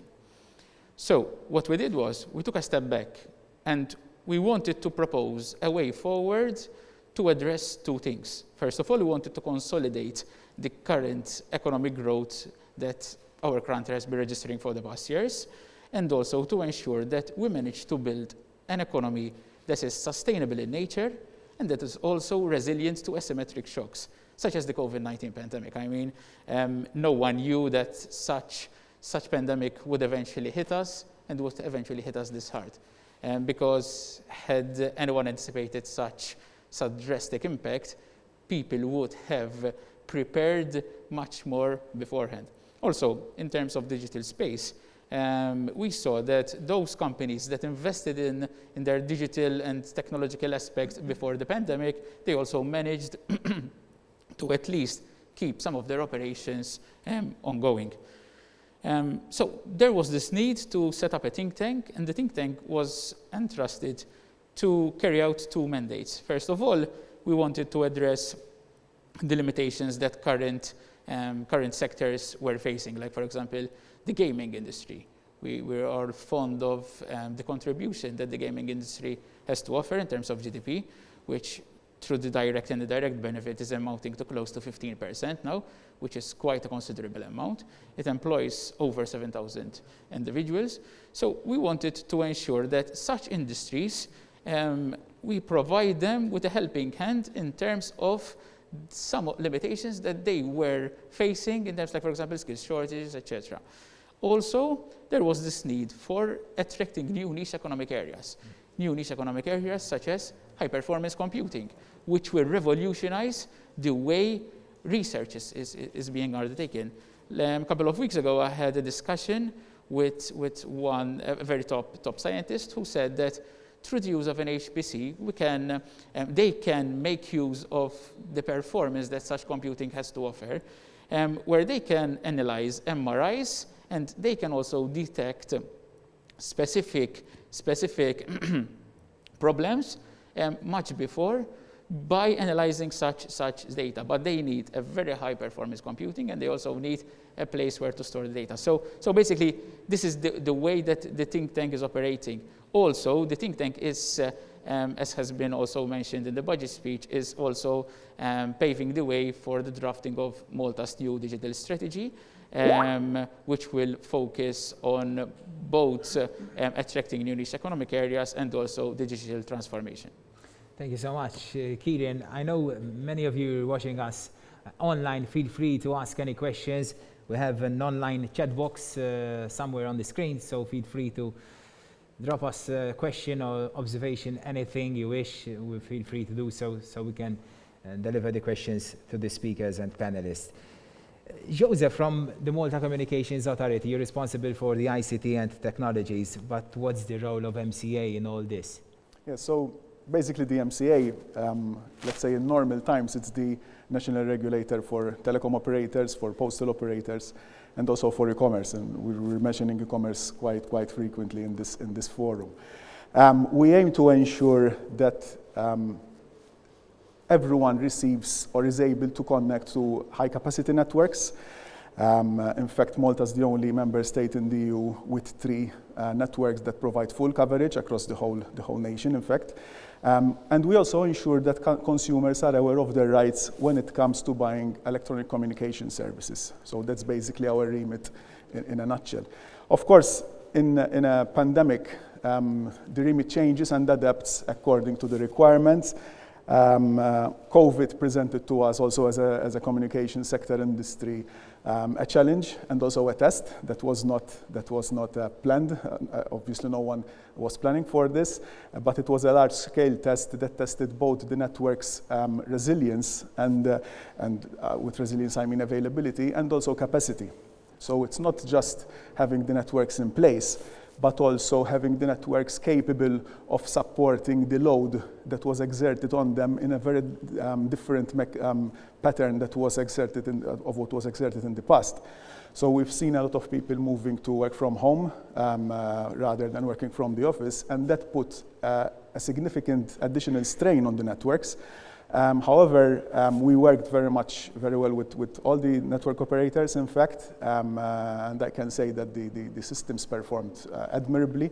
We've had a few blips here and there, but it was not really related to the excessive load that was put on the networks. So even the infrastructure remained resilient? Yes, the infrastructure remained in place at all times. Actually, there were a few other member states that had to reduce even content of certain, the resolution of certain content, for example, because the networks could not cope. But it did not happen in Malta, so it was pretty much a seamless kind of experience. Of course, this is the result of a lot of work that happened in the background, both by the authority but also by the operators that worked in tandem with us to ensure that the service is brought to the consumers at all times. But this is just the beginning of what to expect in the next few months and years, I guess. Of course, I mean, this is, as Honorable Bartolo mentioned earlier, I mean, this is something that really and truly now we have to get used to it. I mean, it could be a pandemic at this point in time, but something else may crop up, and I think it put the spotlight on this resilience topic we're discussing very much into the general fora now, you know, so people really have to plan in advance for stuff that can happen and that was not planned for. Trevor, if I may ask you, you earlier touched upon digitization. My next question is regarding reskilling, because the overarching theme today is digitization and reskilling. With regards to reskilling, the Malta Digital Innovation Authority, is taking any initiatives, concrete, tangible initiatives to strengthen our human capital? It's absolutely. Do you hear me okay, Keith? Yes, definitely. Yes, okay, absolutely. Thank you for the question. Yes, MDIA works a lot in the background, a lot with Malta Enterprise. There's eSkills Foundation that Honorable Scambri also mentioned in the beginning of this event. And as educational promoters and the institution, the eSkills Foundation does a lot of work in organizing events and promote upskilling there. Usually we take part in such events. Given that this is an SME event, and jobs were discussed, right? Yeah. Jobs in this sphere are a lot of them tend to be scientific based. So emphasis, as personally and as MDIA, we always put emphasis on the importance of STEM research, scientific, technological, engineering, and math. And the reason for that is once you understand or try to go and understand these subjects first, right? Then you can dispel the magical effect that artificial intelligence, for example, has on users when they see like learning and understanding by a machine. Okay, these are all verbs to be used in inverted quotes, in quotations, right? And the reason for that is once you understand the science behind it, you are well informed, you are educated. This opens doors to a lot of employment possibilities. As Joseph from MCA was saying, the resilience of networks. I'm sure that MCA, like us, were a lot in the background to see the concurrent usage, right? How many users are there at the same time? Surely this changed drastically. But yes, we are people used to working in the background, and so that we keep the solutions and the function of technology as seamless as possible. On education, it's the same thing. Education is a continuous process. I strongly believe it starts from kindergarten, from the very basic concept of questioning everything, right? If you learn to question everything, and then that leads you to trying to understand everything as much as possible around you. And if you do so, you dispel fear of technology, because then you can understand why if you show a chair to an artificial intelligence machine, right? And you put a little triangle on it, the artificial intelligent machine might be 98% certain that that is a cat due to shape recognition. And then you can improve the algorithm and make the machine better. But yes. Trevor, if I may ask you just one thing very briefly. I know there's an uphill struggle to attract young students pursue a career in the STEM subjects though, right? Yes. Yes, and that's why I reiterate that the educational system, in my personal opinion, should start very, very young. Scientific subject make them, adaptable from kindergarten onwards. Maybe start really basic and not cluster subjects at a particular moment in time, because you might give the illusion that these are way too hard to understand.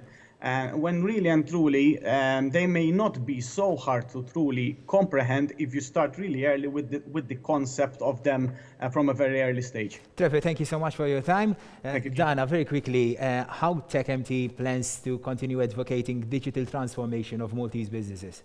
Of course, our mandate is to keep a very close contact with the sector. We do reach out ourselves proactively, and also we do receive a lot of requests for assistance. And our aim is to continue directing businesses in the right direction. No business is the same as the other. Every situation we have to sit down and discuss and analyze. Some need financing, some need mentoring, some just need someone to bang their heads with regards to the concerns that they have nowadays with COVID in the short term, in the future. So what I would like to say is that the technology sector should rest assured that TechMT is their one-stop shop. It is where they should refer to should they need to discuss anything about their business success. Thank you so much, Dana. Kira, very briefly, you launched the Digital Economy think tank. What's next now? Says, over the past 4.5 months, the think tank has done a lot of work. So today I'm going to provide a very short glimpse of what topics had been discussed so far, and allow me to thank my colleagues, all the think tank members who have contributed largely to this obviously body. Our first meeting had to do with the drafting of Malta's digital strategy. As most people know, the current strategy, it expires at end of year, because it covered the period from 2014 to 2020, and it is in our remit to ensure that beginning of 2021, Malta has its own new digital strategy. So we need to build build on best practices and also propose new measures to deal with it. Another meeting we had was with the gaming industry. We listened to limitations that I stressed upon before, mostly having to do with skills shortages. And we proposed a number of measures to tackle this. There are short-term measures and long-term measures. The long-term measures have to do with the fact that this conference is about. It's about upskilling and reskilling, especially in times of COVID, and especially with the fact that a number of industries that employ a number of people have been hit very bad during this pandemic. So if we are able to reskill such employees, we can use them in addressing other skill shortages. Also, we are preaching, and this is a very ambitious proposal, at introducing programming language at very early years of education. That's good news. What Trevor just said earlier. Yes, which is very good in terms of preparing our children for the jobs of tomorrow. Another thing is we want to speed up the importation of foreign workers. I mean, there are companies who want to set up in Malta, and unfortunately, due to such skill shortages, they would want an employee to start in the immediate future, and they do not find it. And in this regard, we proposed a digital nomad visa. Digital nomad visa provides workers, like for example, I work for a company in Malta, and I can undertake my operations in Dubai, in Australia, in the USA. So that's a digital nomad visa. This can also be applied to address the double insularity of Gozo. And this happened as well during the pandemic. Like, for example, Gozitans, they work for a Maltese companies and they stay in Gozo. Another important thing has to do with international school as well in Malta. Most families of the employees that come here to work in Malta, they find it a bit difficult to enroll their children in a school for their educational purpose. So having an international school that can cater for their needs is also very beneficial. Another thing as well is the onboarding when it comes to bank accounts. Sometimes the process might be a bit too lengthy for them, so we need to speed this up. And we are proposing using the means of digitalization to speed this up. Like, for example, having your own KYC on an application, which can be used to have a bank account with multiple banks without the need for me to be physically present there to present my identity, a photocopy of my identity card, etc., and paperwork. And the last thing was we're also looking into and exploring the central-based digital currency, which is like having the euro, but instead of physical, it's on an application, etc. So that's fantastic. That's really fascinating to hear the long list of initiatives that you're working on as digital economy think tank. Thank you so much, Dr. Kieran Bruno. Joseph, very briefly, I know MCA, we mentioned the think tank, they're trying to draft a new national strategy for the digital economy. I know we have a national e-commerce strategy. It's going to expire, if I may, in inverted commas, by the end of this year, so in less than 2 months. Are you considering of drafting a new one and more provocative one, if I may? Yes, at the moment we're taking stock of both what happened since, I mean, the current strategy was published back in 2014. So in terms of digital, it's ancient now compared to this point in time. And we're trying to see a bit what changes were there. I mean, there were new technologies that came over. At that point in time, we were not really hearing much about virtual currencies, for instance, but now it's something that has to be catered for.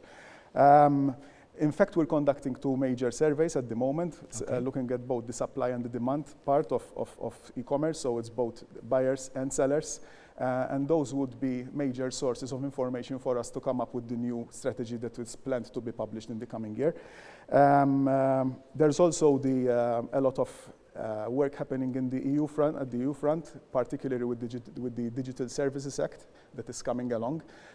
Part of the DSA, in fact, of this package revolves around a proposal to update the e-commerce directive, which we use as a regulatory tool, and that's something, of course, that the MCA is looking at very actively.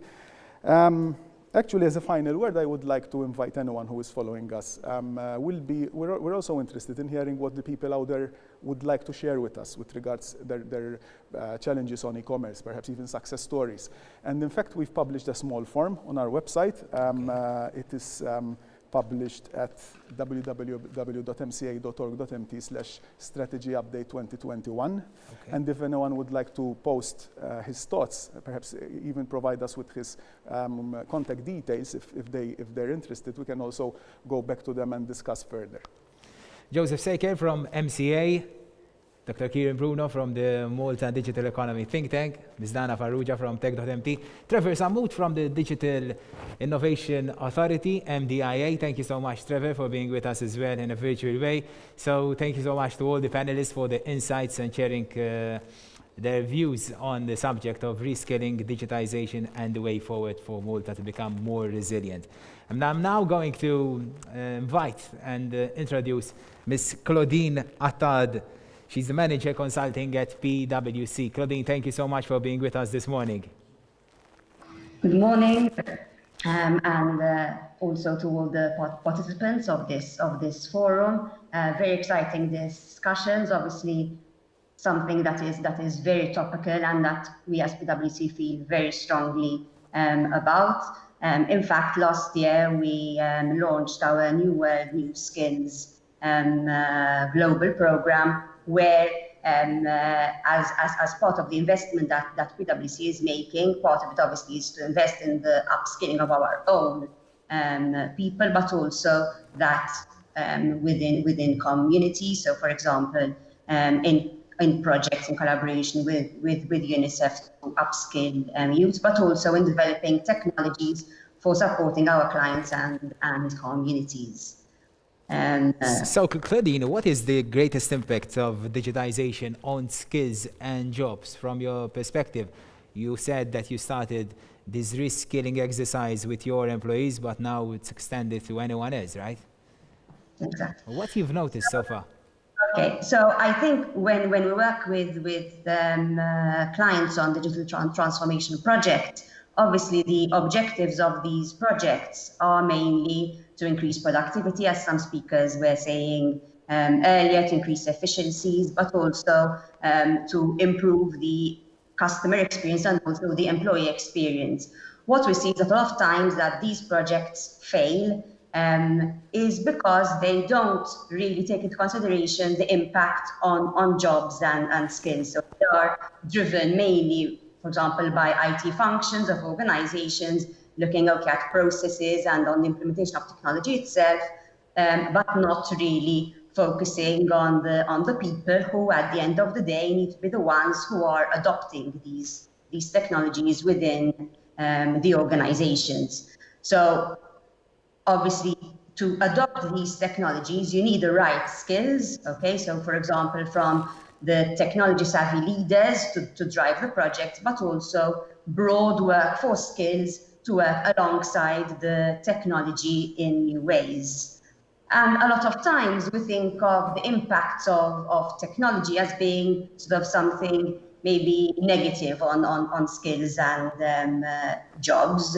We think of automation as threatening many existing jobs, which, yes, is a reality. In fact, as PwC, our estimate is that about 30% of jobs are at risk of displacement from automation by mid-2030s. And we've heard even earlier examples of jobs, such as drivers or ones where there's routine type of work.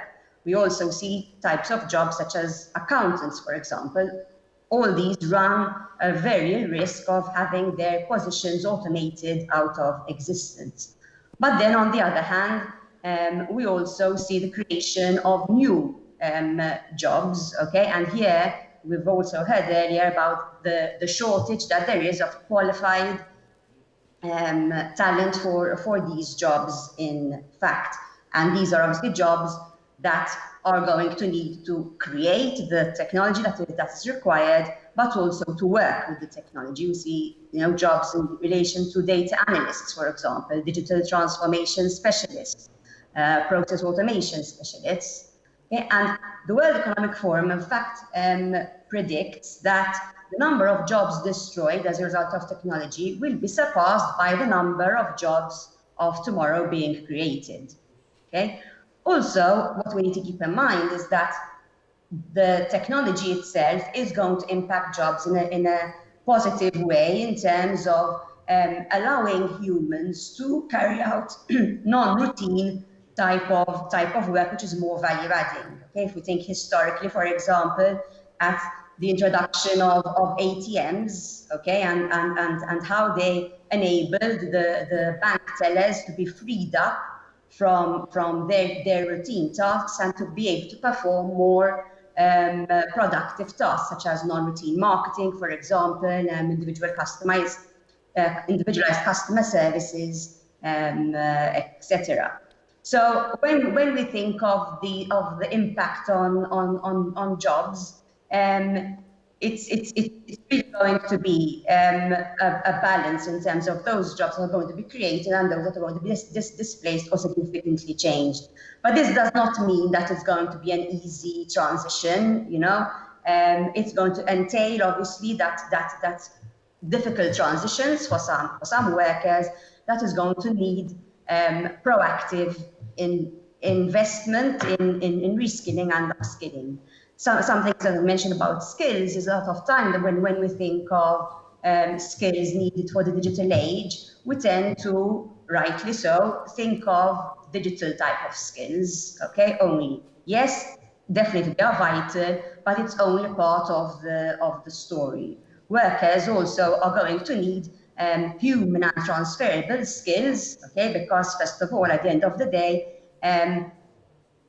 they need to excel in those skills that technology, at least so far, cannot replace. Okay, so we see that at the moment, rising skills in terms of the prominence in the digital age include, for example, critical thinking, problem solving, okay, resilience, which obviously is the topic of today's subject, and also flexibility. But Claudine, if I may ask you, you're mentioning the soft skills needed for the jobs of tomorrow.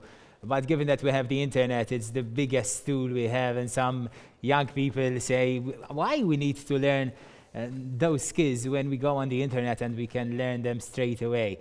So how are you going to convince the younger generation to truly embrace this change, but knowing that the younger generation might be a bit like, we're already in it, what's going to change? And how are they going to develop this critical thinking which you're focusing on? Exactly. A few days ago, I was listening to the World Economic Forum summit that there was, and in fact, one of the speakers speaking about education was saying precisely this. He was saying that sort of our education has so far historically been based on giving our students sort of things that they should know. Okay, but today with Google, Google knows everything. So now the focus needs to be on rewarding people, not for what they know, but what they can do with what they know. So applying their knowledge. Okay, so this is what we need to start within our students. To see that, yes, it's true. Nowadays you can find all information on the internet, but what you are able to do with it is going to be key. And we're seeing it, for example, even in jobs relating to the data analytics. Okay, whereas For example, before you had a job that was actually coming up with the data. Today, the data is available and can be extracted, and the job of the human is now to take that data and see what insight is coming from it, and what can really how it can really help in decision making for organizations. I'd like to take a few questions we're receiving from our online chats online right straight away. So Adrian Schwerer, if reskilling has been an issue for so long, can we say that the economic model adopted for the past 20 years based on quantity of investment and sales numbers only is still viable? I don't know, Dana, Kieran, Joseph. Maybe Kieran, I don't know if we can answer this question very briefly. I mean, it depends, because and we took a lot of things into consideration, especially when it comes to the drafting of the strategy, of the next strategy. The current strategy, like for example, it covered a period of 6 years.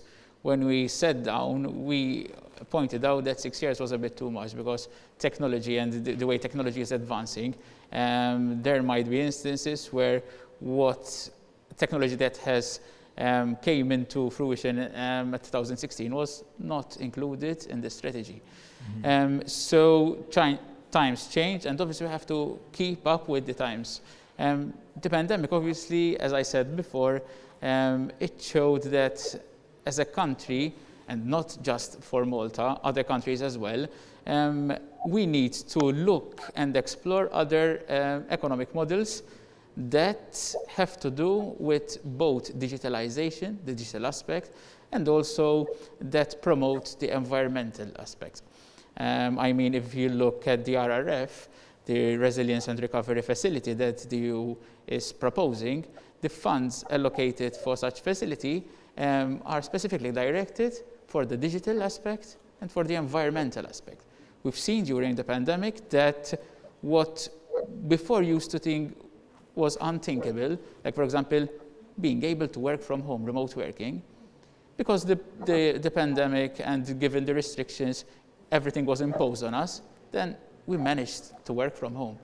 There were instances where companies noted an increase in productivity when it comes to their workers working from home. We also noticed that if workers can work, if such people can undertake such operations from home, there is less traffic. So that's another environmental aspect. Another thing, and I experienced this myself, before the pandemic, I never thought about having a virtual meeting. So I used to be physically present during meetings, and I could only include 3 to 4 meetings per day. Nowadays, I'm even managing 8 meetings per day. Like for example, there was this one time I had a meeting with the Gozo Business Chamber, where I didn't have to be physically present in Gozo, so that saved me time, and I managed to do other things and increase my productivity by using this means of technology. Definitely, not even myself, a year ago we ever thought to have a virtual conference like this one. Agreed. So we're here physically, but most of our audience and even some of our speakers, including Claudine, are at their office. Claudine, I guess we have another question from Sandra Dingley. She's asking, we also need to develop more flexible and less conservative mindsets, starting with young people in schools, making them prepared to take risks and address challenges. What's your take on this? Okay, I guess, yes, this issue of mindset is key, and this is not only important for students, but even for our existing workforce. I mean, traditionally we've been, in this mindset that you as a child and as a youth, you study, you start working, you have a career probably for life. Now all this is needing to change, because not only are we needing to sort of work for longer, but with the disruption and the changes are continuously changing. Obviously, this is going to be impacting our need for continuous learning, and this obviously now needs to start at a very young age, from our students to now be developed on this mindset. And also the fact that sort of you need to learn not for the sake of maybe passing exams, etc. But obviously that is very, very, very important. But it's more to increase your knowledge, and it has to be proactive. So this proactiveness for learning also needs to be a skill that should be developed from a young age. Claudine, thank you so much for your time, for sharing those insights, both personal insights and professional insights. Joseph Saker from MCA, Kieran Bruno from the Malta Digital Economy Think Tank, and Dana Farrugia from Tech.mt. Thank you so much for being with us during this SME National Forum, physical and virtual conference. It's interesting times, not desperate times, interesting times, and they call for interesting and innovative measures as undertaken by the MEA through this conference as part of the European SME Week in collaboration with so many entities, both public and private, as we've heard and witnessed earlier. We're now showing more innovation technology by Maltese entrepreneurs, produced by Gadgets, next in collaboration with Innovative Codes.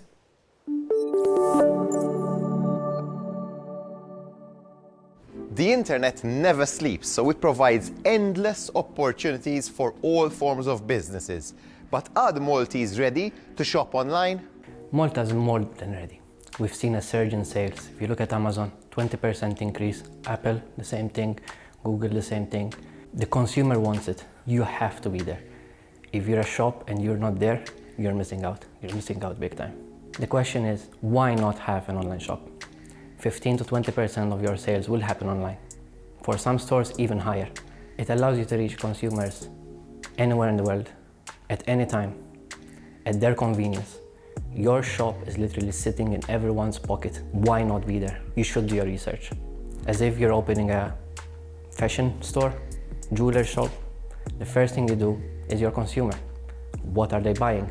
At what time are they buying? At what price point? You should do the same with your online store. You shouldn't treat it as a separate entity or something that you have on the side. You should treat it as your first or second store or third store. It gives you the same advantages as a physical store and more, so you shouldn't treat it differently. Speak to your suppliers. They've probably done this before, or they've worked with people who have done this before. They know what sells, they know what works, and in some cases they might even be able to give you discounts if you're promoting their products online.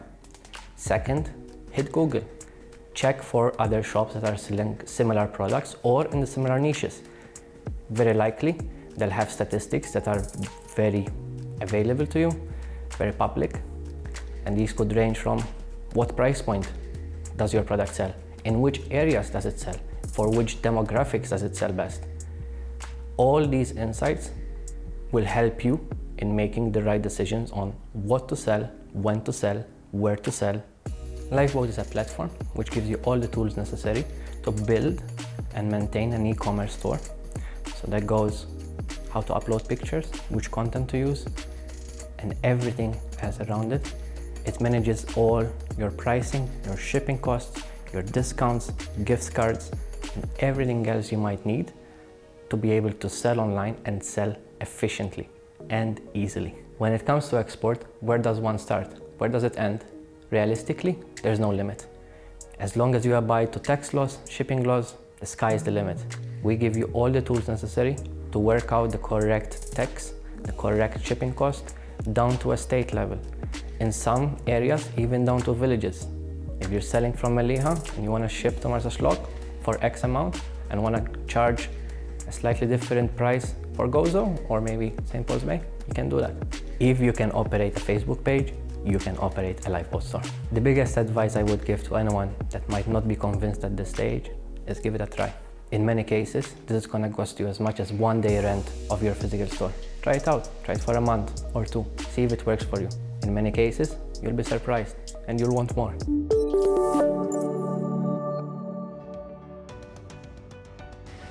Fantastic there from Innovative Codes. Sky is the limit and we all want more. And today we're discussing digitization and reskilling in the context of making Malta, our communities, our business, our families more resilient. A conference, a virtual conference organized by the Malta Employers Association. I'm joined now by Carm Kakia, Chief Administrator and Chair eSkills Malta Foundation. Thank you so much, Mr. Kakia. Martin Camilleri, Manager Cyber Threat Intelligence at MEA, the Malta Innovation and Technology Agency, and Mr. Stanley Debono, Chief Executive Officer at FITA. Carm, everyone has been saying that employees with the right skills is extremely important, but why is there so much fuss, or possibly over fuss, over digital skills? Yes. Fuss, it may look, but it needs a fuss. Well, it's not just technology. I think in all fairness, in everything that is done in life, you have to have skills to do it. Technology is one of them as well. Of course, it's important because, first of all, we're talking about digital transformation. So a lot of failures, as has been said by my predecessors, fails because they fail to acknowledge and recognize the important aspects of human resources. You can have all the technology you need, but however, if the people who are going to work with that are not skilled, then it will fail. Importantly, however, especially when not everybody is given the training necessary. So we need to do this from top to bottom. The leaders, the employers, managers, and also the operatives. So that's important. And it's important, the digital skills, because without it, there is no technology.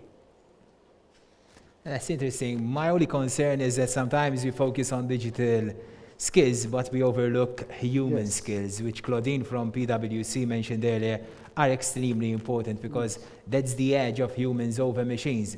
We have the skills of being compassionate, we have a sense of humor, which machines don't. So that's our competitive edge when it comes to machines, and we might overlook the human skills or the soft skills which we speak, which we might not speak a lot about. So Stanley, if I may ask you, as FITA, what are you trying to provide to small businesses to overcome this digital transformation which we've been talking about for the past 2 hours now? Yes, at its core, the foundation is basically a resource center, and with the purpose of facilitating accessibility for all. So most importantly, we focus on services open to the general public, but including, of course, the SMEs, where we actually, the main focus remains the dissemination of information on accessibility. How can this be implemented in different projects, whether it's affecting an individual employee, a group of clients, or whether it's a major project for the business per se. So we discuss the needs together with the particular enterprise, see what deliverables there are, and then we discuss what needs to be done in order to make sure that they are accessible as possible to everyone. Obviously, being FITA, our focus remains ICT. Do you have any tangible examples how you assisted a small enterprise in embracing these technology opportunities out there? Yes, it happens quite regularly as part of our service delivery. I can't discuss too much in detail because most of the areas are covered by NDAs, basically, because in service provision. But for example, specific areas would be websites, web applications, the creation of apps, the discussion of the needs, particular needs of different groups of persons with disability, and particular importance is to avoid the duplication of technology, because industry has developed, and nowadays there are plenty of standards available which ensure accessibility. So whoever is creating technology, if they make sure that they are following standards, they're 50% there to ensuring that accessibility is catered for. There's no need to actually invent websites that speak or that enlarge the font automatically, because the tools are already there. And if you're not careful, you would be creating a conflict with technology that persons with disability are already using. mentioning being careful, being mindful, I know that META has been investing a lot on cybersecurity, and the small businesses, as we speak, are being attacked by cyber criminals all over the world. So in this process of digital transition, what META is doing to make sure that small businesses that might not be acquainted with all the cybersecurity tools out there can assist? How are you assisting these small businesses to be aware of these cyber attacks and cyber threats? Yes, as we speak and we have highlighted, or this forum has highlighted, the need for SMEs to push forward their businesses to go and digitalize because of these disruptive technologies or these disruptive services like we're talking about COVID-19, which compel for businesses to remain in business and to survive. They have to go to the digital arena.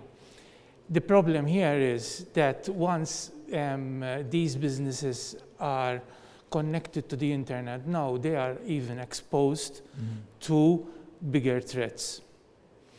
The reason being that connected to the internet, there are billions of actors, they can say them actors, which a great number of them can be malicious actors.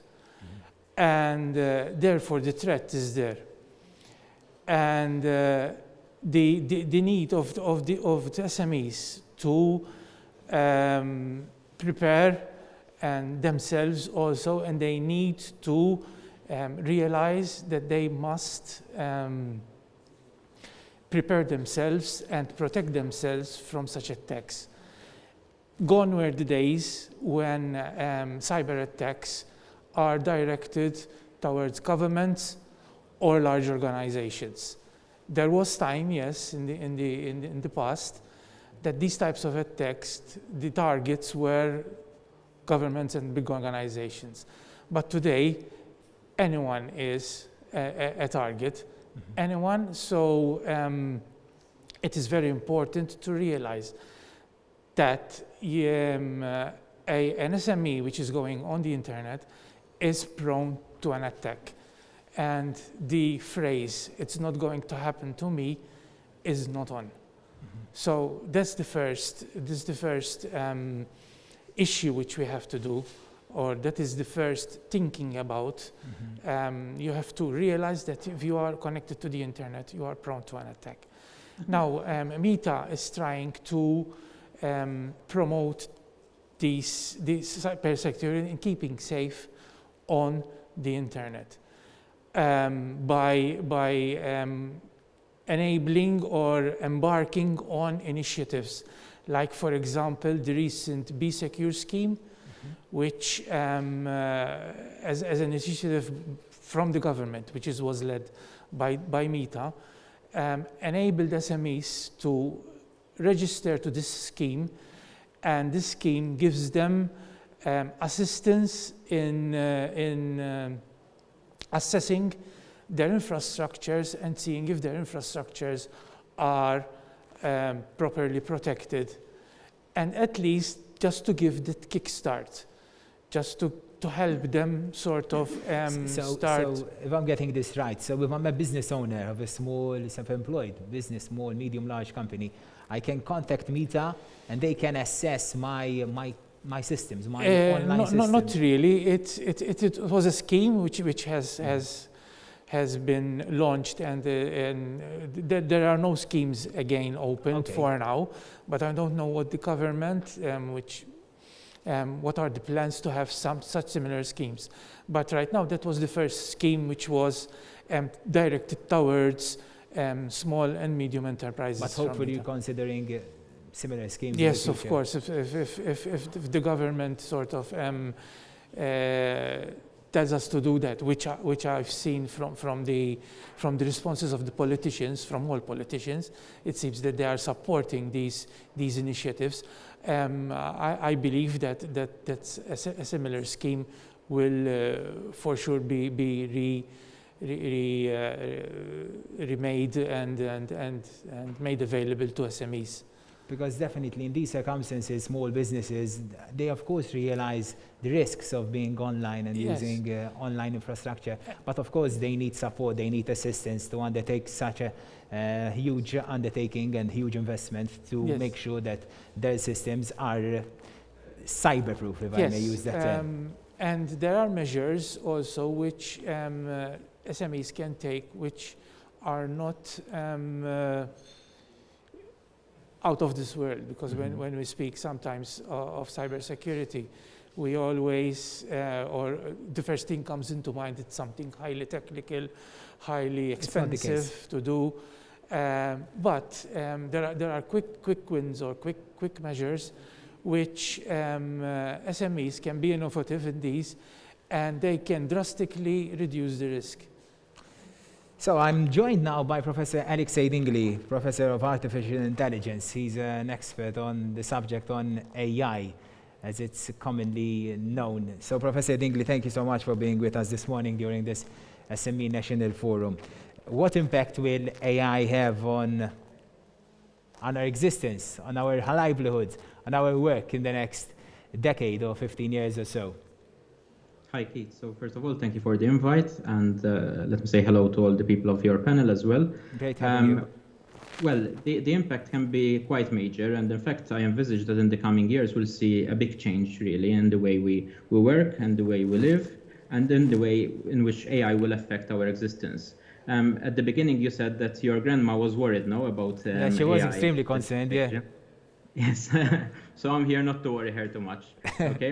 But I can understand why she was worried, because if you look at the media, you know, some experts say that AI will kill 40% of all the jobs that exist today. So of course, that's quite worrying. That's very scary, then if you have a look at other sectors of the media, like the World Economic Forum, they estimate that AI will create up to 60 million new jobs, more than it will actually kill. So you know, I believe that the truth is somewhere in the middle. So that's why I said that at the beginning, there's a big change coming over to us. Let's not forget as well the effect of the pandemic. So the pandemic changed a lot the way we work. So from research, it has been proven that before the pandemic, only 10% of people actually made use of teleworking. Now it is estimated that after the pandemic, this will go up to 25%. So imagine around 1/4 of our workforce will start doing teleworking. And apart from that, there are other things like which were mentioned earlier as well, like the issue of the digital nomad visa. So, you know, a person can work from anywhere around the world. Think about people with disabilities. So now they are liberated thanks to technology, because, you know, technology is there to mediate between themselves and their work environment. So I'm expecting very big and exciting changes. Essentially, these changes, I think I can summarize them into four distinct categories. So the first one is, yes, unfortunately, there will be some jobs that will become obsolete. One of them is very obvious, which will probably happen in the coming 10 years, and this is the advent of self-driving cars. Once we have self-driving cars on our roads, then that means that, of course, we do not need people who actually drive the vehicles. The second one are those jobs which will not be affected that much. I think you refer to them as those with human skills, no? So if you take the caring professions, the creative professions, so those jobs will still require a lot of people, a lot of human skills to actually make them, because, you know, I can't imagine having a robot in a hospital taking care of patients. I mean, the human element is extremely important. The third kind of jobs are the new jobs, the ones which have not even been created or which are being created as we speak. And in fact, I was doing some research recently, and I found that a new job which actually emerged during the pandemic is that of teleoperator. So what they do in the UK is that you can actually hire forklifter drivers which are operating a forklifter at a distance. So they're actually located somewhere in the UK, but they're operating their forklifter somewhere else around the world. In Japan, for example, they have virtual waiters, and these virtual waiters are operated by people who are paralyzed at home, and they operate them using just the movement of their eyes. So technology is creating these new jobs and new opportunities for people. The fourth category of change, which I envisage and which will be the largest part of the change which we will have in the coming years, is that of AI augmentation. So AI augmentation means that AI will actually take part of our tasks, not our jobs, but parts of our tasks will become automated. And the AI will take over those tasks and actually do them better for us and help us in our decision making, thus assisting us and helping us take better decisions when we are at work. We received a question straight away, Professor Dingley. Given the pandemic, many jobs have gone remotely, as you mentioned earlier. Do you see these jobs and tasks moving away from the workplaces at home permanently, though? Well, Keith, I hope they do actually, because having remote work offers a lot of advantages. So there is the advantage of saving on time. No, you don't have to commute to work anymore. So imagine no more traffic, no more hours in time. Just before the pandemic, it was calculated that, for example, in Malta, on average, we tend to spend a number of hours in the car every day. Sometimes it goes even to almost 1 month of our lives is spent in a car. So a lot of time is being wasted in the car. And with this change, of course, this is going to change. Working from home also means that you have more control on things like your nutrition, how you actually work, when you work. So you have more flexibility on your hours. So even when it comes to work-life balance, it can be much more healthier. Of course, we have to be careful not to go overboard then, because some people start working and they never finish their work. So you have to control yourself as well. But overall, I think it's very beneficial, and I really hope that thanks to the pandemic, a lot of employers realized the advantages of online work. And hopefully they will keep it. As I said, the statistics show that this will be kept by 1/4 of the workforce. Hopefully there will be even more than that 1/4. Professor Dingley, thank you so much. Stanley, if I may ask you, how can small businesses go about obtaining more information of making their websites, apps more accessible to all? Basically, specific to SMEs, FITA offers 3 levels of services. One is basic consultancy on their different specific projects. Another is information sessions, which we organize regularly every month. So there's always the opportunity, and they can be created ad hoc as well as there's the help desk to help with day-to-day issues. We run a website at fitamalta.eu and also maintain the Facebook page, which we actually include everything related to ICT and accessibility, acting as part of the resource center role of FITA. Our email is info@fitamalta.eu.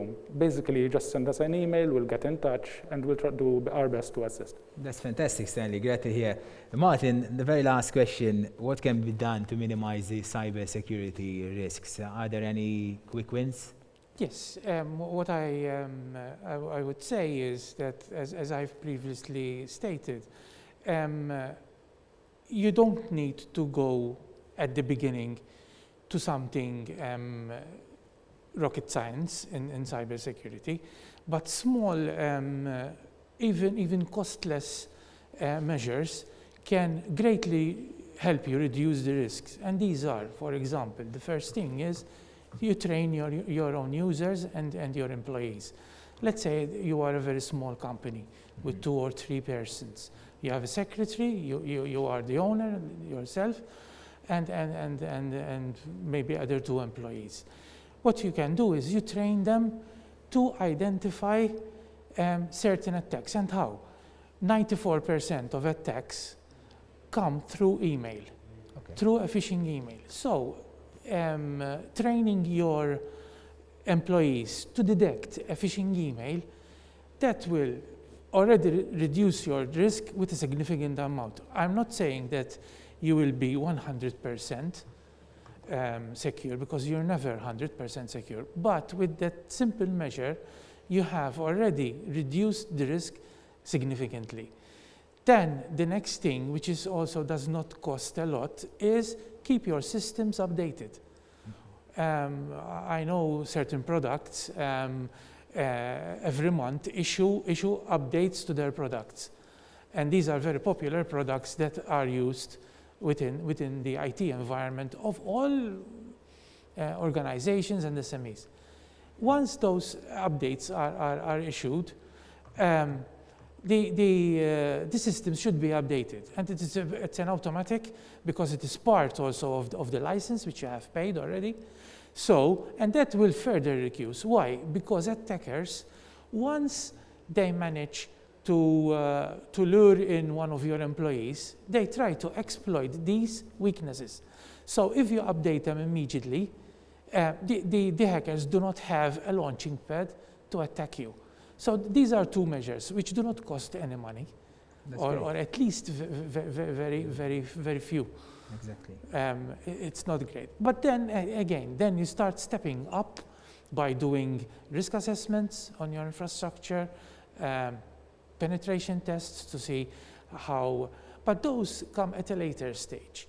If you start at the beginning and take care of, especially your people, and engage into an awareness sessions to make them realize how they detect cyber attacks, that would be a good start. And also keep your systems updated. Martin, and maybe from a policy point of view, you would introduce an information security policy for your. You say, oh, I'm a small company. Yes, but a small information security policy will help you also protect your systems. Like, for example, the policy would state the type of password you would need to have on your systems, so that your employees will follow strong passwords, for example. Okay. So these are the small changes at the beginning where they give you a head start in securing yourself. And this does not only apply to SMEs, but also to people, individual people who are at home, sort of, you know? Definitely. So these are the things. But then you keep stepping up your activities to secure your systems. And I think it would be a good start. And as I said again, your risks would significantly be reduced. Martin, thank you so much for sharing those practical measures and advice with us this morning. Come very briefly, last question to your good self. eSkills Malta Foundation has been around for some years now. What's the way forward for you as a foundation to continue advocating this digital transformation and embrace it fully? Yes, first of all, we have a wide, let's say, spectrum of tasks. So we include the society, the citizens. But are you working on any particular projects or initiatives? Yes, first of all, we carry out a lot of studies. Studies on the advanced skills needed by the ICT, skills needed by the SMEs, and the lack of skills in the society. So these are studies that we do as well. And however, are you noticing any patterns which are possibly concerning, which we need to act upon? Yes. Possibly yesterday, not today? Well, of course, there is the thing that it's been for probably 5 years that still the population of Europe is still, including Malta, over 45%, they don't have the basic digital skills. Okay, so that's concerning because it impacts the life, the workplace, and everything, you know. After all, the citizen will make part of the rest. They will be employees, they will be elder people, they will be IT people. So the more mature our digital skills are in society, the more it will help. We are all the time creating, let's say, and helping to not just awareness, but also creating events and training, focus sometimes. For instance, we're soon going to launch training for the cloud. And we have arranged with Amazon, which is #1, to give us the training necessary. Obviously, always involving multi-stakeholders.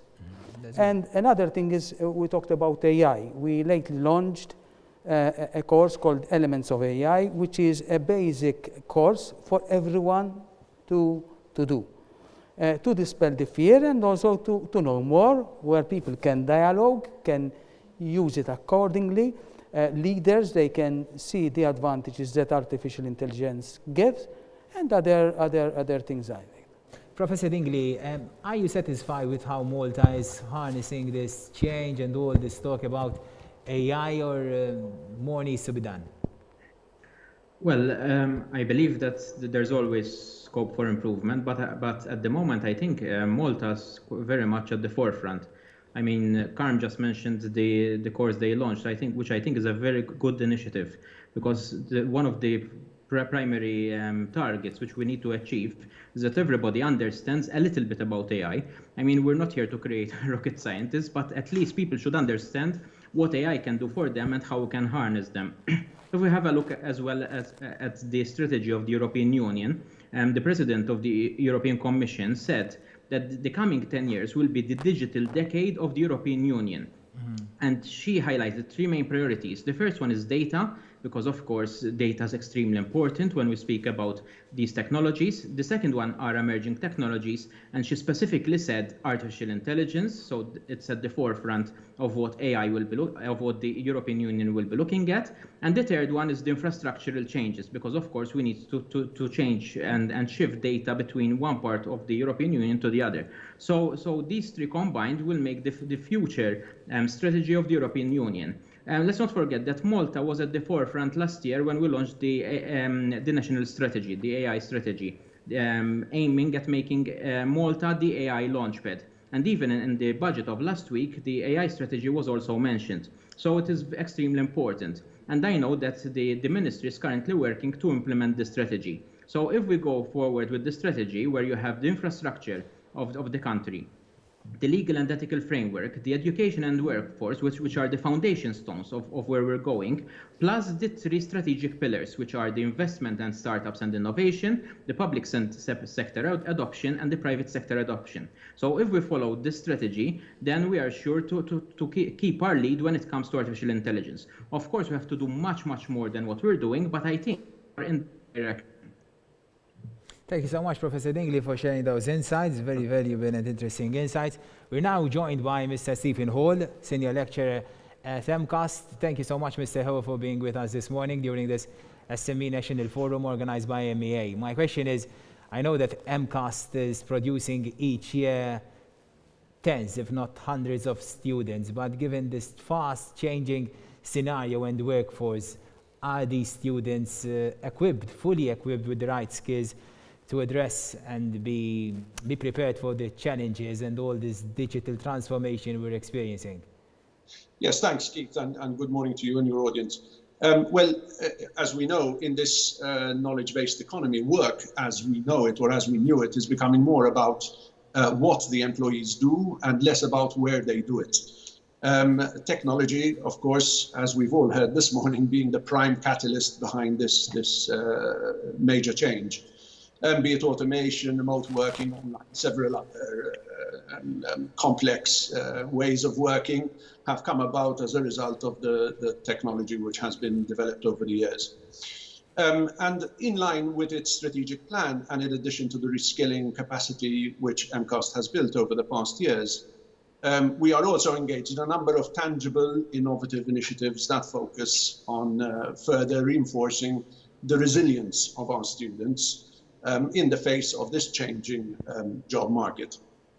Through its AI strategy, which was released last year, and more recently, its innovation and EdTech framework, these initiatives contribute toward three clear objectives. The first being better preparing the students for a job market that capitalizes on the use of advanced technologies, because that is what is going to give companies the competitive advantage they seek. Supporting the students with the use of application of advanced technologies to maximize their learning potential, and also give them the tools needed to continue learning into their careers. And the third is the upskilling of our lecturers with the necessary capabilities to apply these technologies in their teaching, in their research, and the industry solutions that they collaborate in. An example of this is, for example, the introduction of blended learning, which we did in 2018 in a number of our programs, which of course further expanded very, very rapidly and got deployed very rapidly since the height of the outbreak back in March. In fact, one of these several initiatives specifically targets this changing job market challenge, which I mean is a major challenge to all educational institutions in preparing their students for their careers ahead. And this is the continuous alignment of learning outcomes of our programs, specifically to the projected job profiles which at the end of the day may not necessarily even exist when they begin their studies. Also, in line with its strategic plan, the Educational Technology Framework at MCAST, which we adopted just earlier this year, is also being applied to facilitate the creation, the prototyping, and the deployment of innovative educational technologies across its 6 institutes. Now, one would think that if these are educational technologies and it's technology-based, one would think that we should really be focusing at ICT, but they are the least needy of these innovative solutions. In fact, we emphasize that they should be deployed across the 6 institutes because all of the students, irrespective of their learning interests and the careers they have chosen, do need to enter the job market pre-skilled with these tangible abilities of harnessing technologies to their advantage. And of course, all of this further increases the resilience of our students by providing them with early exposure to the technologies, which they will no doubt face and allow them to reinvent themselves as they go throughout their career in this ever-changing job market. Mr. Ho, thank you so much for sharing with us the vision and strategy of MCAST in trying to adapt with this ever-changing and fast-changing workforce and industry landscape which we're experiencing. So thank you so much, Mr. Ho.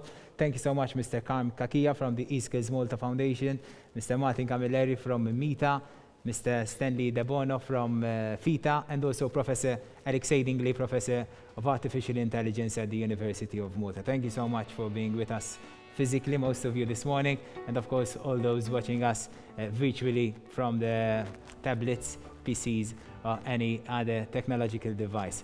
We're showcasing innovative projects in Malta, produced by Gadgets. The next innovation in technology is produced in collaboration with V-Squared.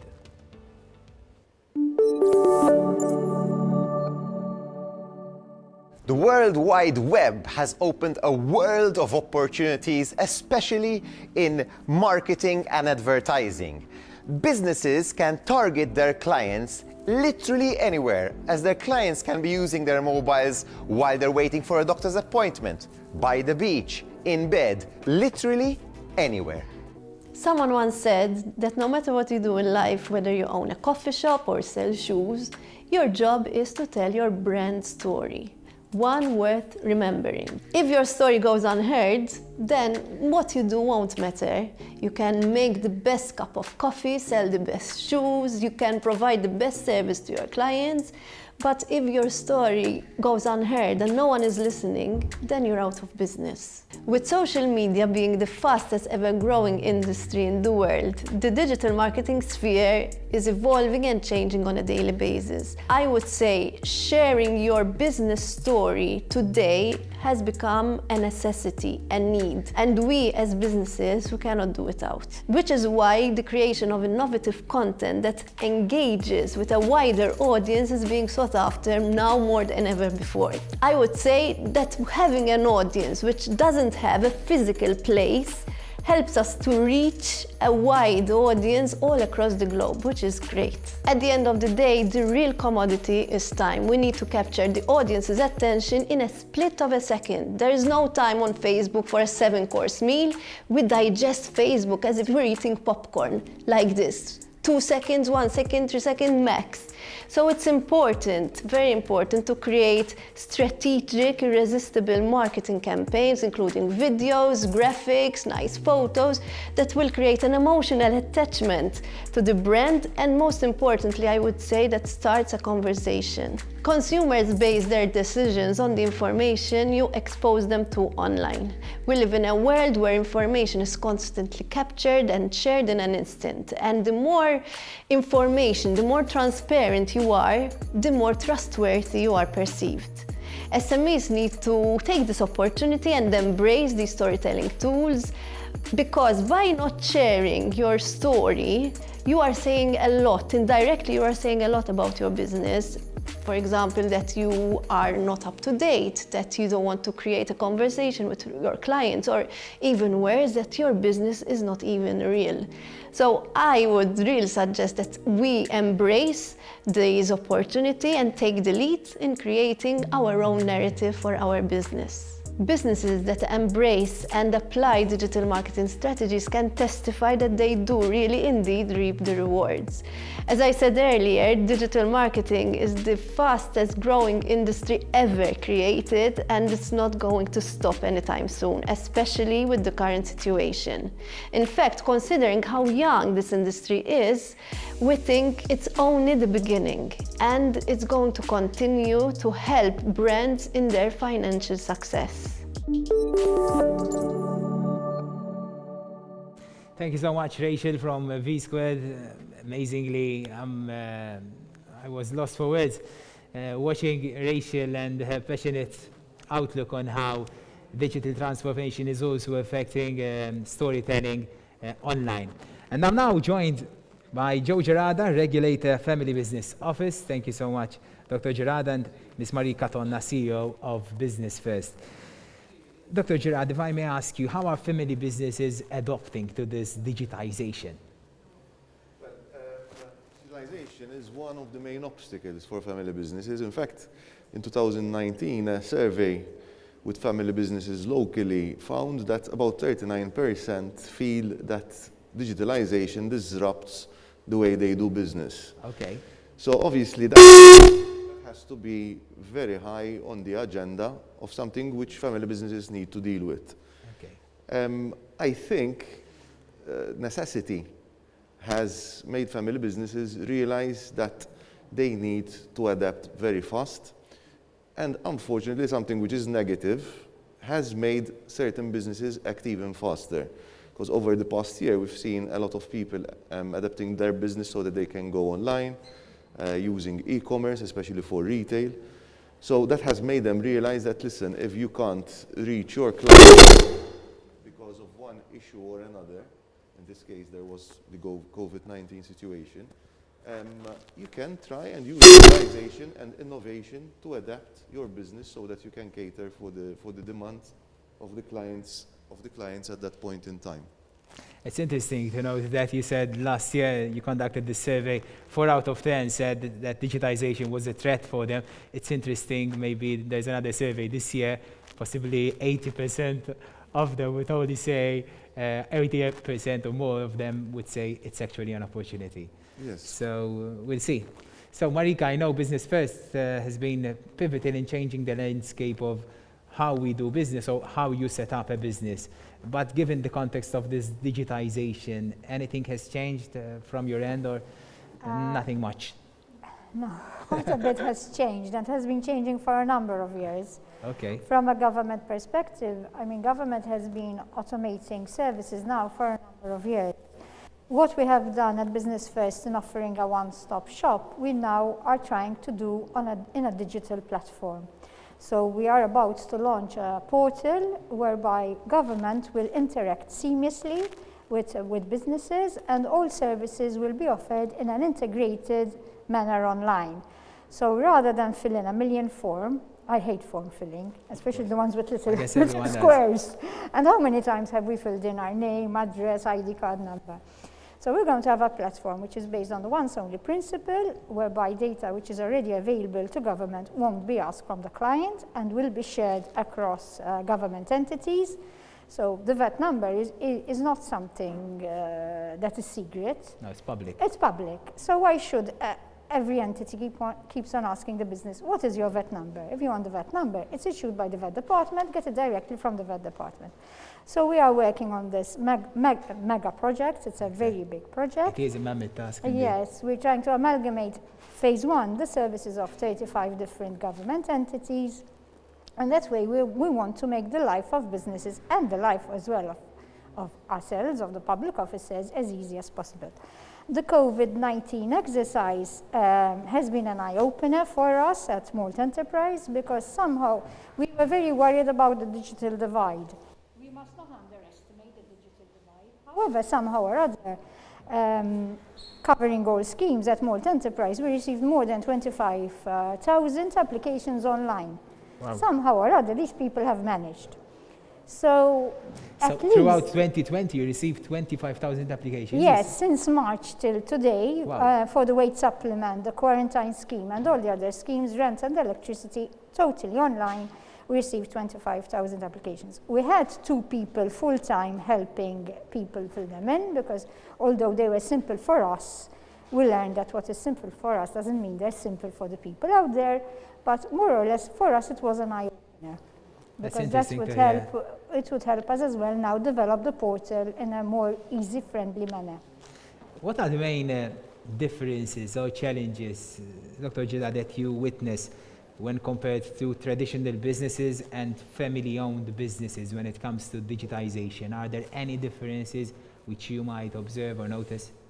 I would say for family businesses, this is a bit of an extra problem, because family businesses have to have certain values, certain constants and traditions within the family, which they want to keep for a very obvious reason. I mean, what makes the family business what it is today is the tradition, and keeping that tradition going from one generation to the next.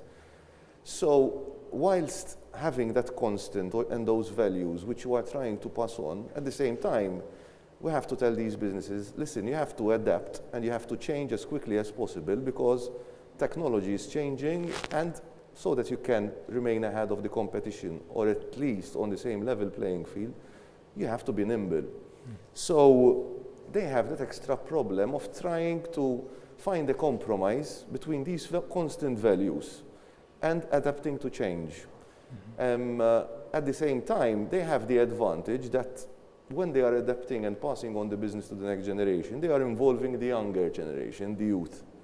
So that in itself brings in new mentalities, fresh ideas, creativity and innovation. So there are differences, there are advantages and disadvantages between family business and the traditional business as we know it. Marika, are you somehow assisting small businesses to invest in digitization?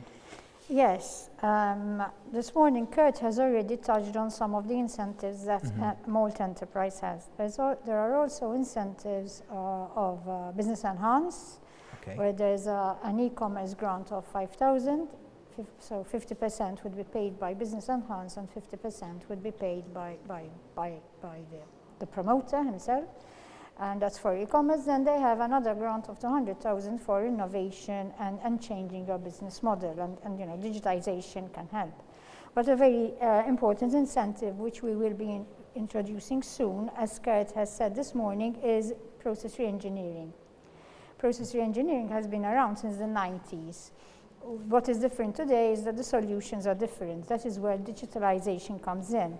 But like Claudine told us in her talk, unless we re-engineer the processes, unless a business, even government, re-engineers the processes and also consults the employees to see how the process can be better, you won't reap the full benefits of digitalization. So that is why we believe that this incentive is extremely, extremely important, that you question each and every process, you question each and every step.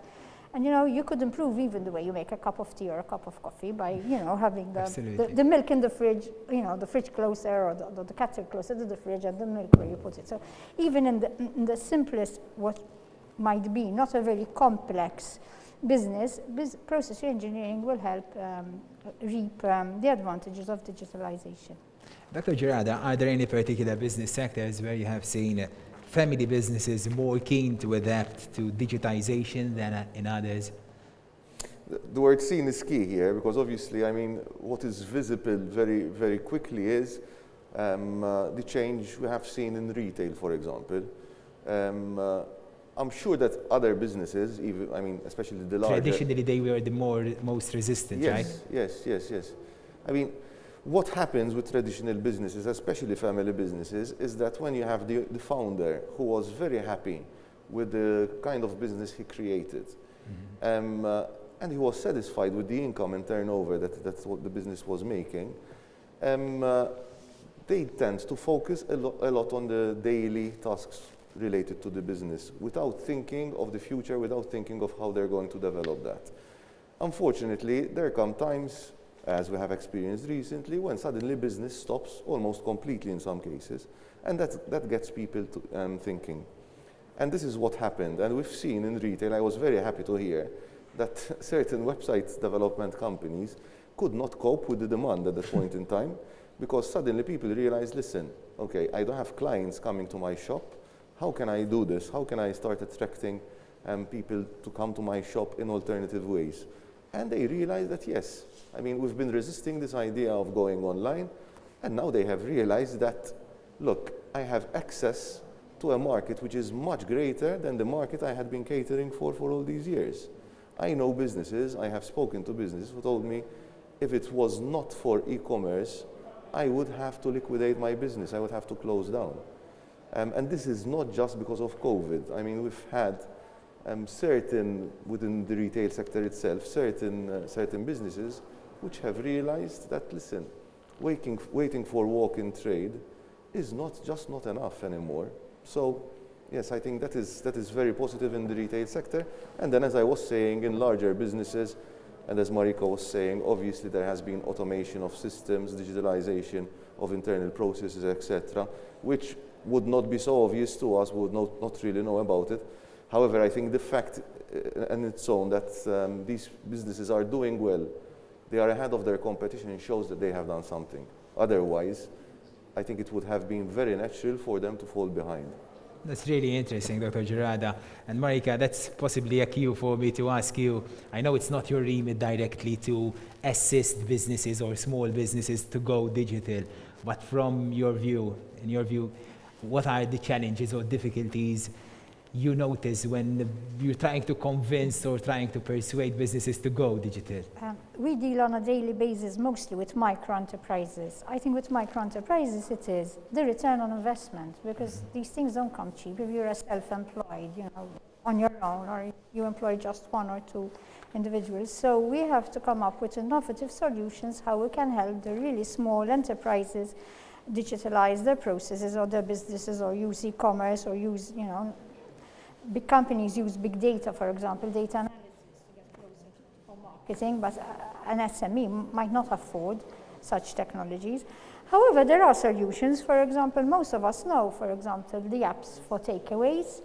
A single restaurant might not afford an app. However, there are these apps where you have a number of restaurants and you can order, you know, your food, your sushi, or your Chinese, anything, whatever, online. Whatever. So we have to find out, we have to come up with solutions like these so that they reap return on investments. Maybe get them together or help them financially. So we really have to think how we can help the micro-enterprises. Because some of them might become extinct as they modernize. Definitely, as Dr. Gerada mentioned earlier. I've mentioned earlier that this is an international virtual conference. It's not only a Maltese conference. We're joined by viewers from Belgium, Tunisia, and Palestine as well.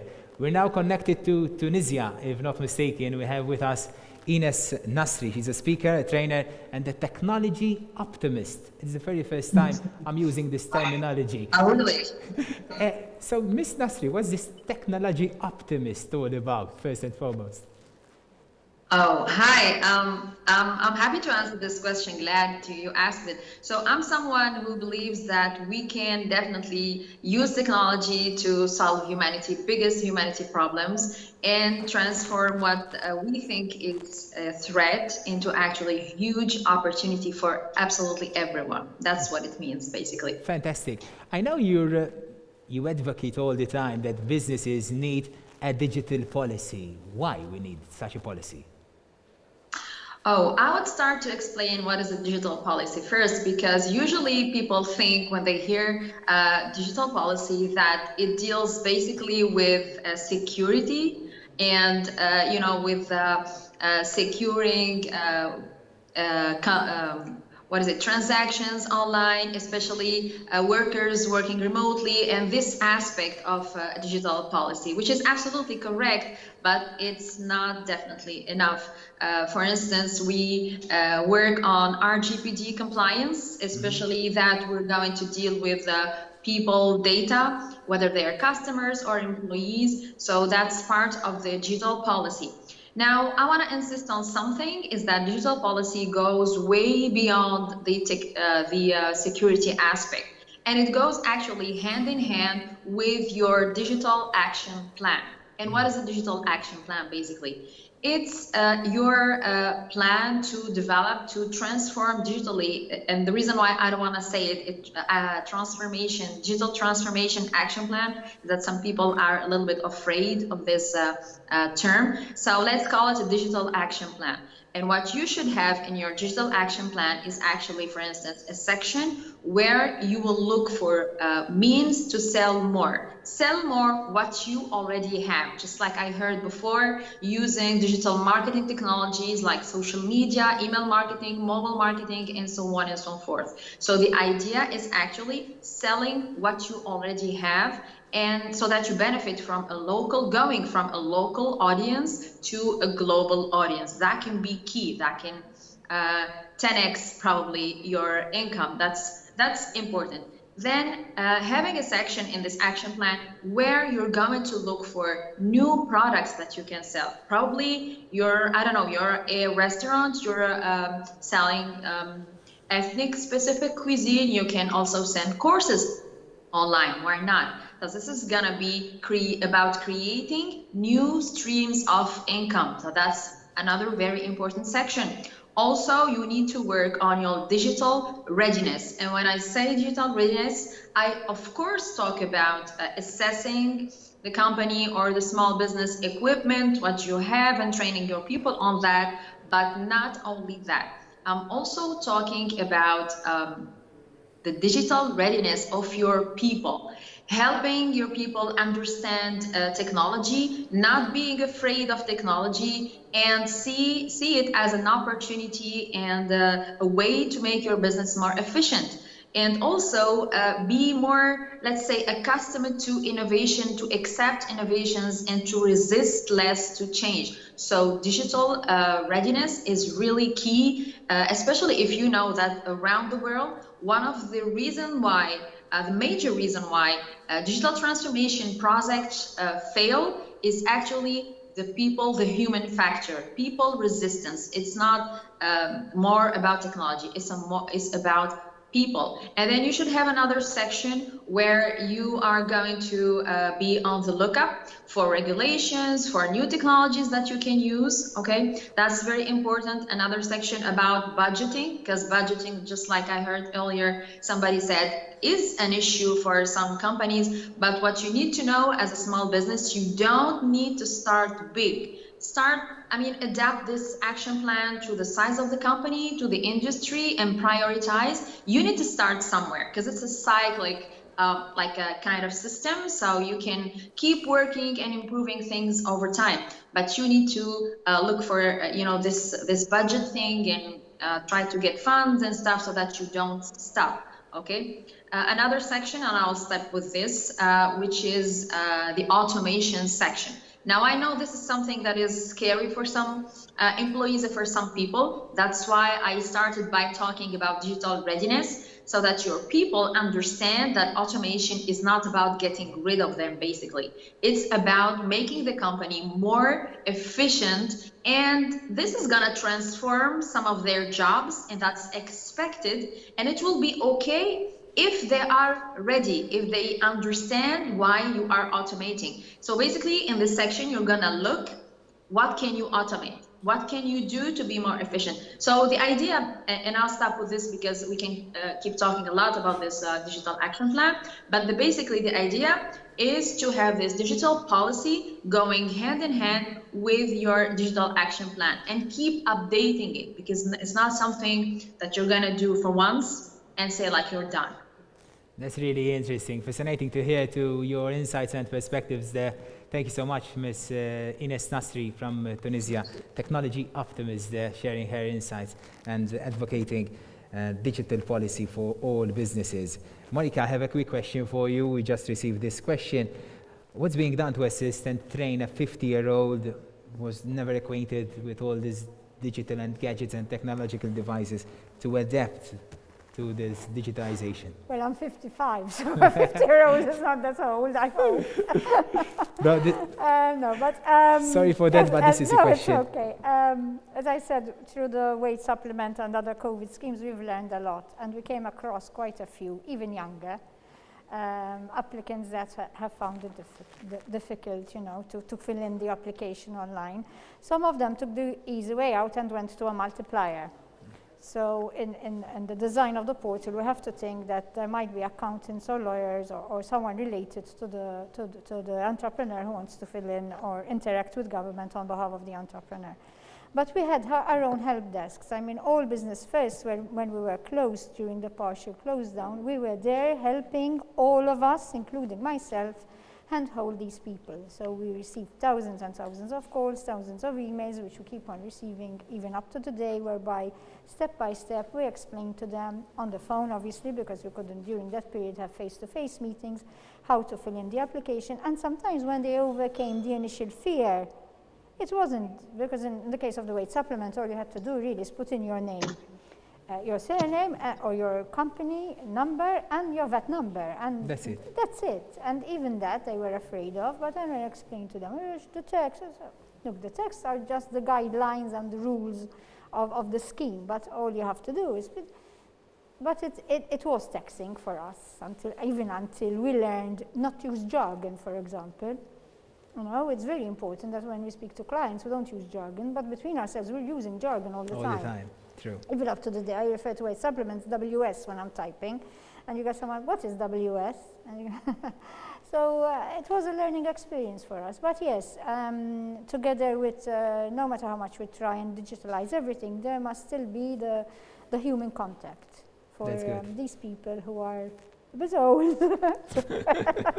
Hopefully we answer to that 50-year-old person watching this conference this morning on how to adapt to this digitalization. Sometimes, as Marika is saying, is only taking the plunge, having the courage to take the plunge, be daring, and not being over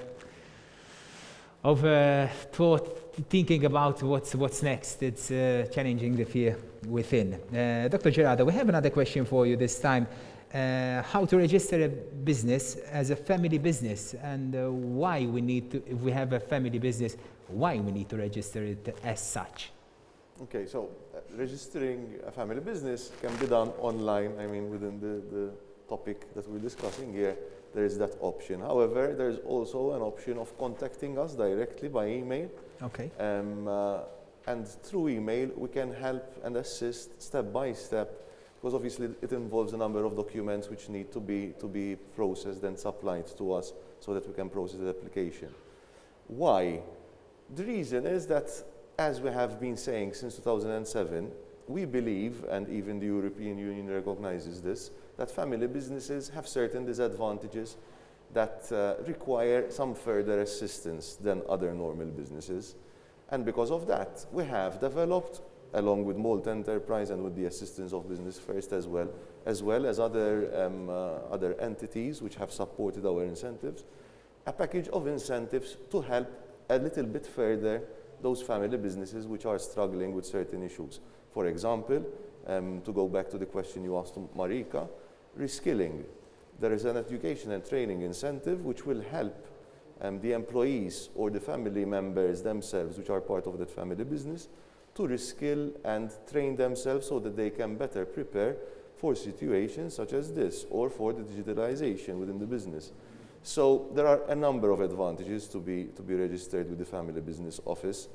As I said, the incentives that we have at the moment are supported mainly by Malta Enterprise. At the end of this year, most of these are going to expire, so at the moment we are working on the new incentives which will be launched in 1st January 2021. And the application process is pretty simple. I mean, with the assistance, we give individual attention to every family business which asks us for assistance with the registration process. It's simple, it's an application which takes perhaps 20 minutes, 15 minutes to fill in. As long as you have the right documentation in place, then you can get registered. That's fantastic to hear. Thank you so much, Dr. Gerada. Thank you so much, Marika Tonna. Very last question, Ms. Nasri, if I may ask you. We're speaking about the Maltese context here and how the Maltese authorities and entities are supporting businesses to go digital. What's the lessons learned from Tunisia, however? Oh, actually, there are many initiatives that were done by the government when it comes to helping companies and businesses go through this pandemic thing. There was a huge movement of digitization, like there was the Smart Government Initiative, there is the Strategic Plan for Digital Tunisia 2020, and many other initiatives. There are also very interesting studies, probably you can look at. One of them was done by the IACE, which is an economic think tank, and which deals with several industries in the country and whether we're ready, we're not, and it's a very comprehensive study. Now, what I want to say is that, of course, there are many initiatives in Tunisia and in several countries around the world. Everybody's trying to, make it work through this pandemic thing. But my point is that as small businesses, as business owners or even companies, don't wait for governments to help you. Don't wait for initiatives. Of course, you need to be on the lookout, of course, to take advantage of any possibility, any loan, any funds, but rely on yourselves and start already digitizing and creating your own new normal, your own digital normal. That's the only way to succeed, not only survive this pandemic, but also succeed and be very efficient economically after the pandemic.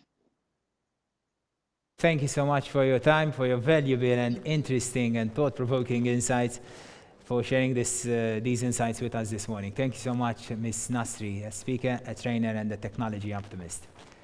Thank you so much, Ms. Nasri. And with those concluding remarks, we're almost wrapping up, but not before sharing some insights, many key takeaways from this SME National Forum.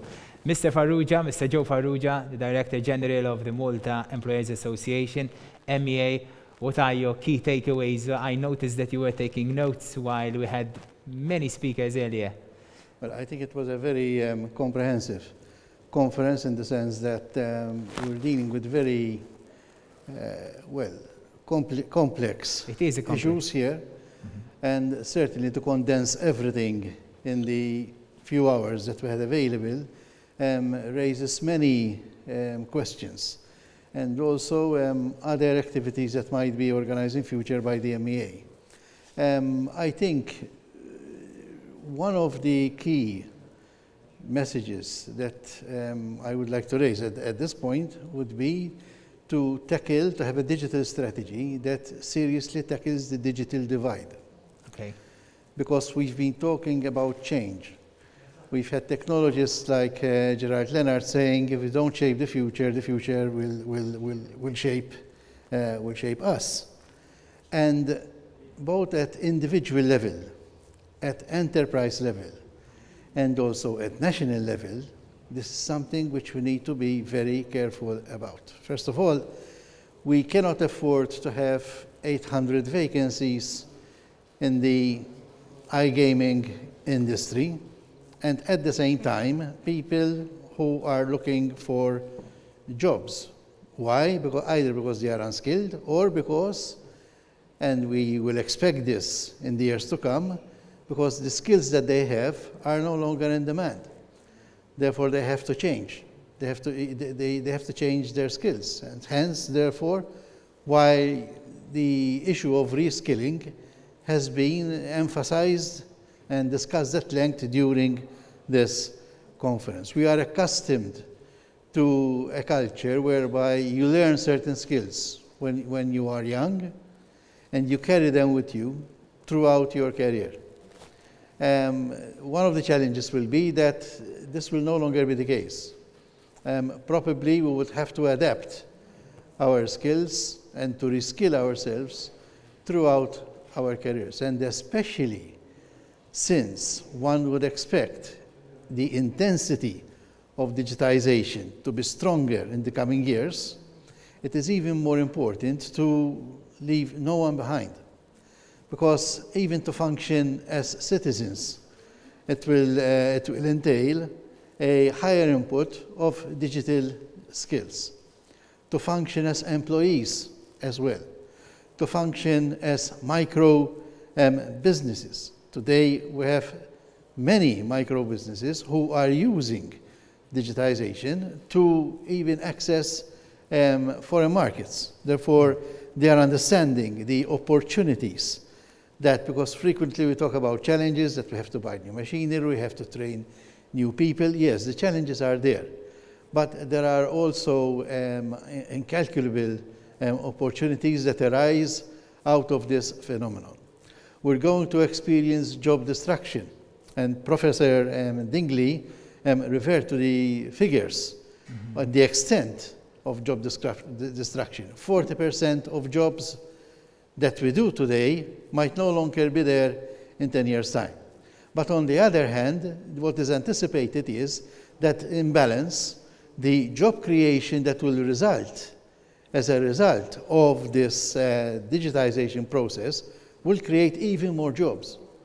Therefore, the reskilling aspect will be essential in directing our human resource. And when we talk about Malta, we know that the human resource is the fundamental resource that we have available to make the most out of this process. Being small, we have the advantage of being flexible.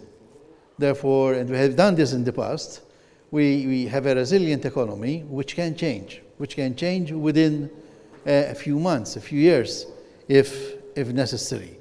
But we need to be proactive.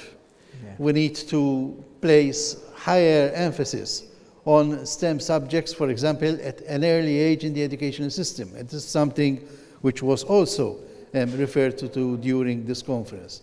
This is very important because we can say that we are increasing the number of graduates. We can say that we have more students coming out of MCAST. But after all, if we really want to match the skills that we are producing, the skill set, with the requirements, not just of industry, not just of in terms of employment opportunities, but even for us to function as citizens, then we need to start at a very early age. And I believe there should be a radical overhaul of how we teach the STEM subjects. Because many children are put off.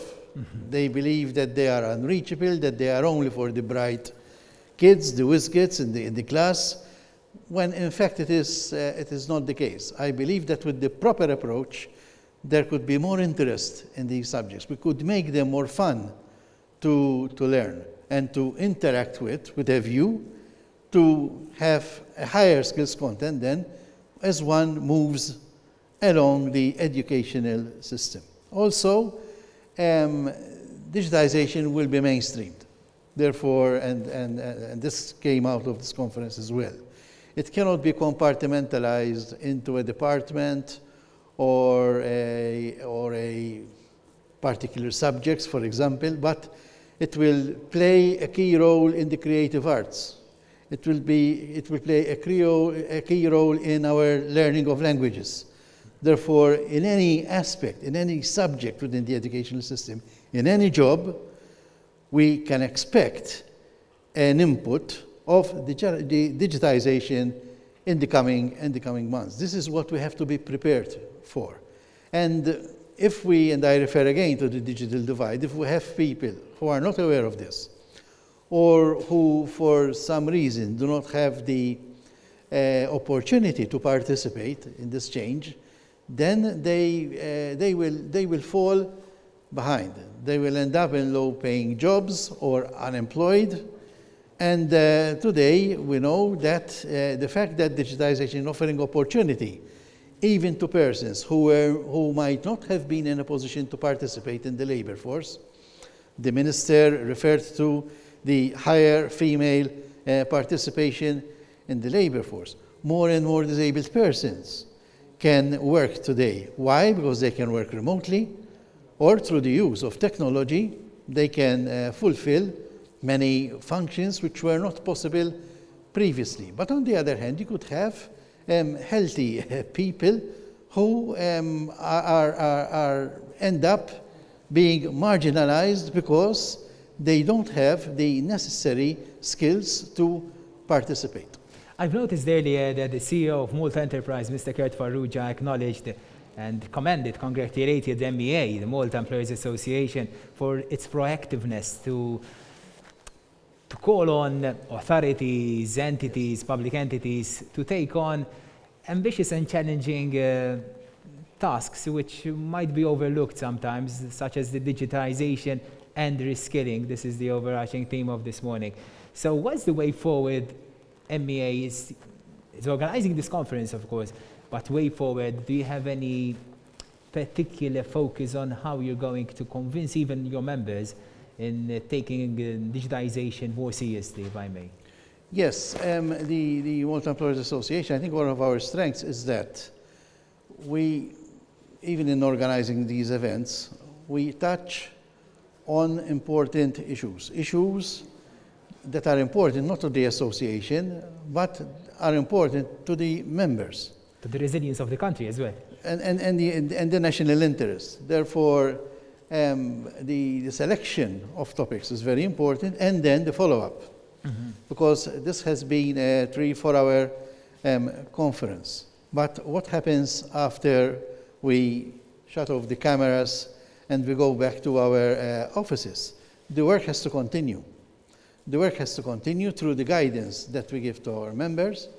We specialize in employment issues, and certainly today's topic resonates strongly with the shaping of the current and future labor force, and also our interaction with government authorities, with social partners, with the opposition, with any stakeholder that can play a role, any role in this process. It is a process which will be continuous.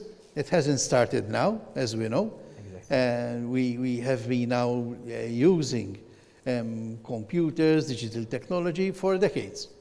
But the momentum will increase because the momentum of technology is increasing as well. And the only way in which we can remain competitive as a country and attract an investment to our shores is to be proactive, to be ahead of the game. It is not simple, of course, easier said than done, and the implications to different sectors of the economy might be different.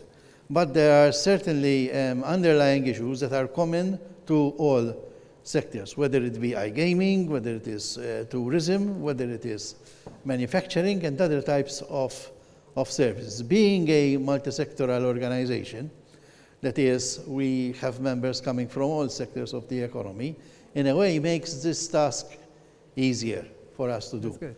Because even when we conduct surveys, for example, this year we conducted numerous surveys to see how companies are being impacted by the COVID, what the situation is. And we were in a position to also conduct cross-sectoral comparisons, because in some aspects, some sectors were affected differently than others. The incidence of teleworking, which is related to what we have been discussing today. There has been an increase in teleworking, definitely, but not to the same extent in all sectors, for obvious reasons, because it's easier to implement teleworking systems in some sectors of the economy, services in particular, than it is in others where you need a more physical input. Therefore, these are all insights which are important to us, they are important also to government when it comes to designing its digital strategy. And when we talk of strategy, we're talking about direction. We're talking about where we want to be in the future and how to get there. And certainly an understanding of enterprise is a way of getting there. Thank you so much. On behalf of all stakeholders involved, thank you so much for this initiative. It is an extremely ambitious and challenging initiative, but of course, this is part of the foresight of MEA. Yes. I have to thank the team here, Anton, Vella, and the rest of the staff for the invaluable input and work they did to make this happen. Yeah, because most of the people they're seeing us as the face of the conference, but we're not. We're just being here. We're just the frame, if I may use that analogy, the frame of all of the whole picture, a colorful picture. We're just the frame of it. We're not really the most important people here. So thank you so much, Mr. Joe Farrugia, Director General of the Malta Employers Association. We're wrapping up this conference, virtual conference and on-location conference here at Dolmen. However, this conference is being organized by the support of so many entities. Let's have a look.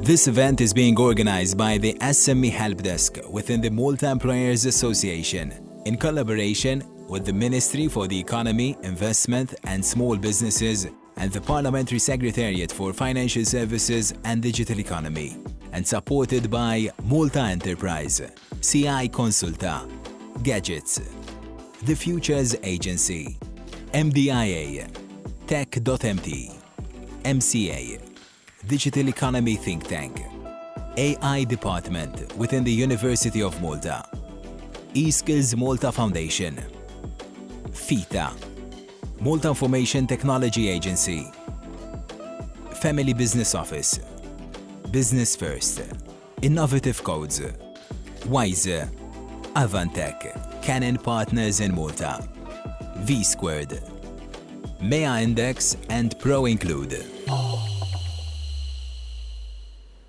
So once again, thank you so much, Mr. Farrugia. Thank you to all the sponsors, entities, private, both public and private, who supported this MEA SME National Forum being organized as part of the European SME Week. I would like also to thank all the main speakers and participants, together with all the followers on the social media platforms, being Facebook Live and those who registered on Zoom Online, the interactive platform.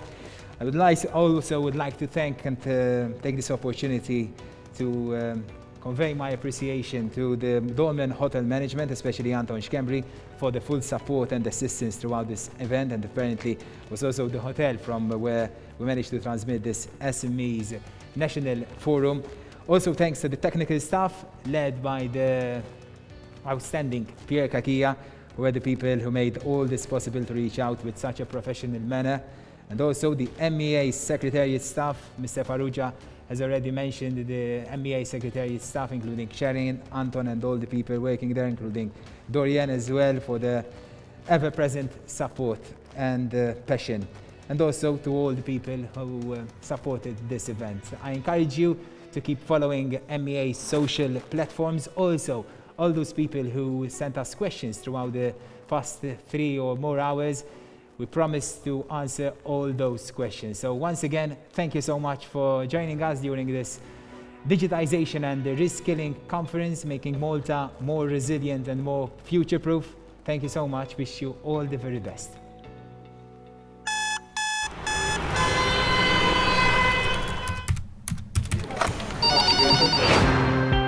Issa biex tiftaħ negozju ġdid jew tiżviluppa l quddiem in-negozju tiegħek m'għandekx għalfejn tiġri minn post għal ieħor u taħli l-ħin prezzjuż tiegħek. L-uffiċini l-ġodda One Stop Shop ta' Business First fl-Imrieħel jassistuk b'dak kollu li għandek bżonn. Is-servizzi kollha taħt saqaf wieħed. Ċempel 144 għall-assistenza jew sabiex tagħmel appuntament. If you're a potential entrepreneur, a startup, or an SME, now here's a new platform that simplifies your local business ecosystem. Index.maltaemployers.com helps you simplify and access essential information for free. Be entertained with a unique directory of licensing authorities, government and non-government entities, business-related NGOs and associations, together with a comprehensive list of available schemes and assistance. A unique think tank and a checklist process that offers a step-by-step guide to start your own business. Your first steps in life are a mirror for a sound future. Index.maltaemployers.com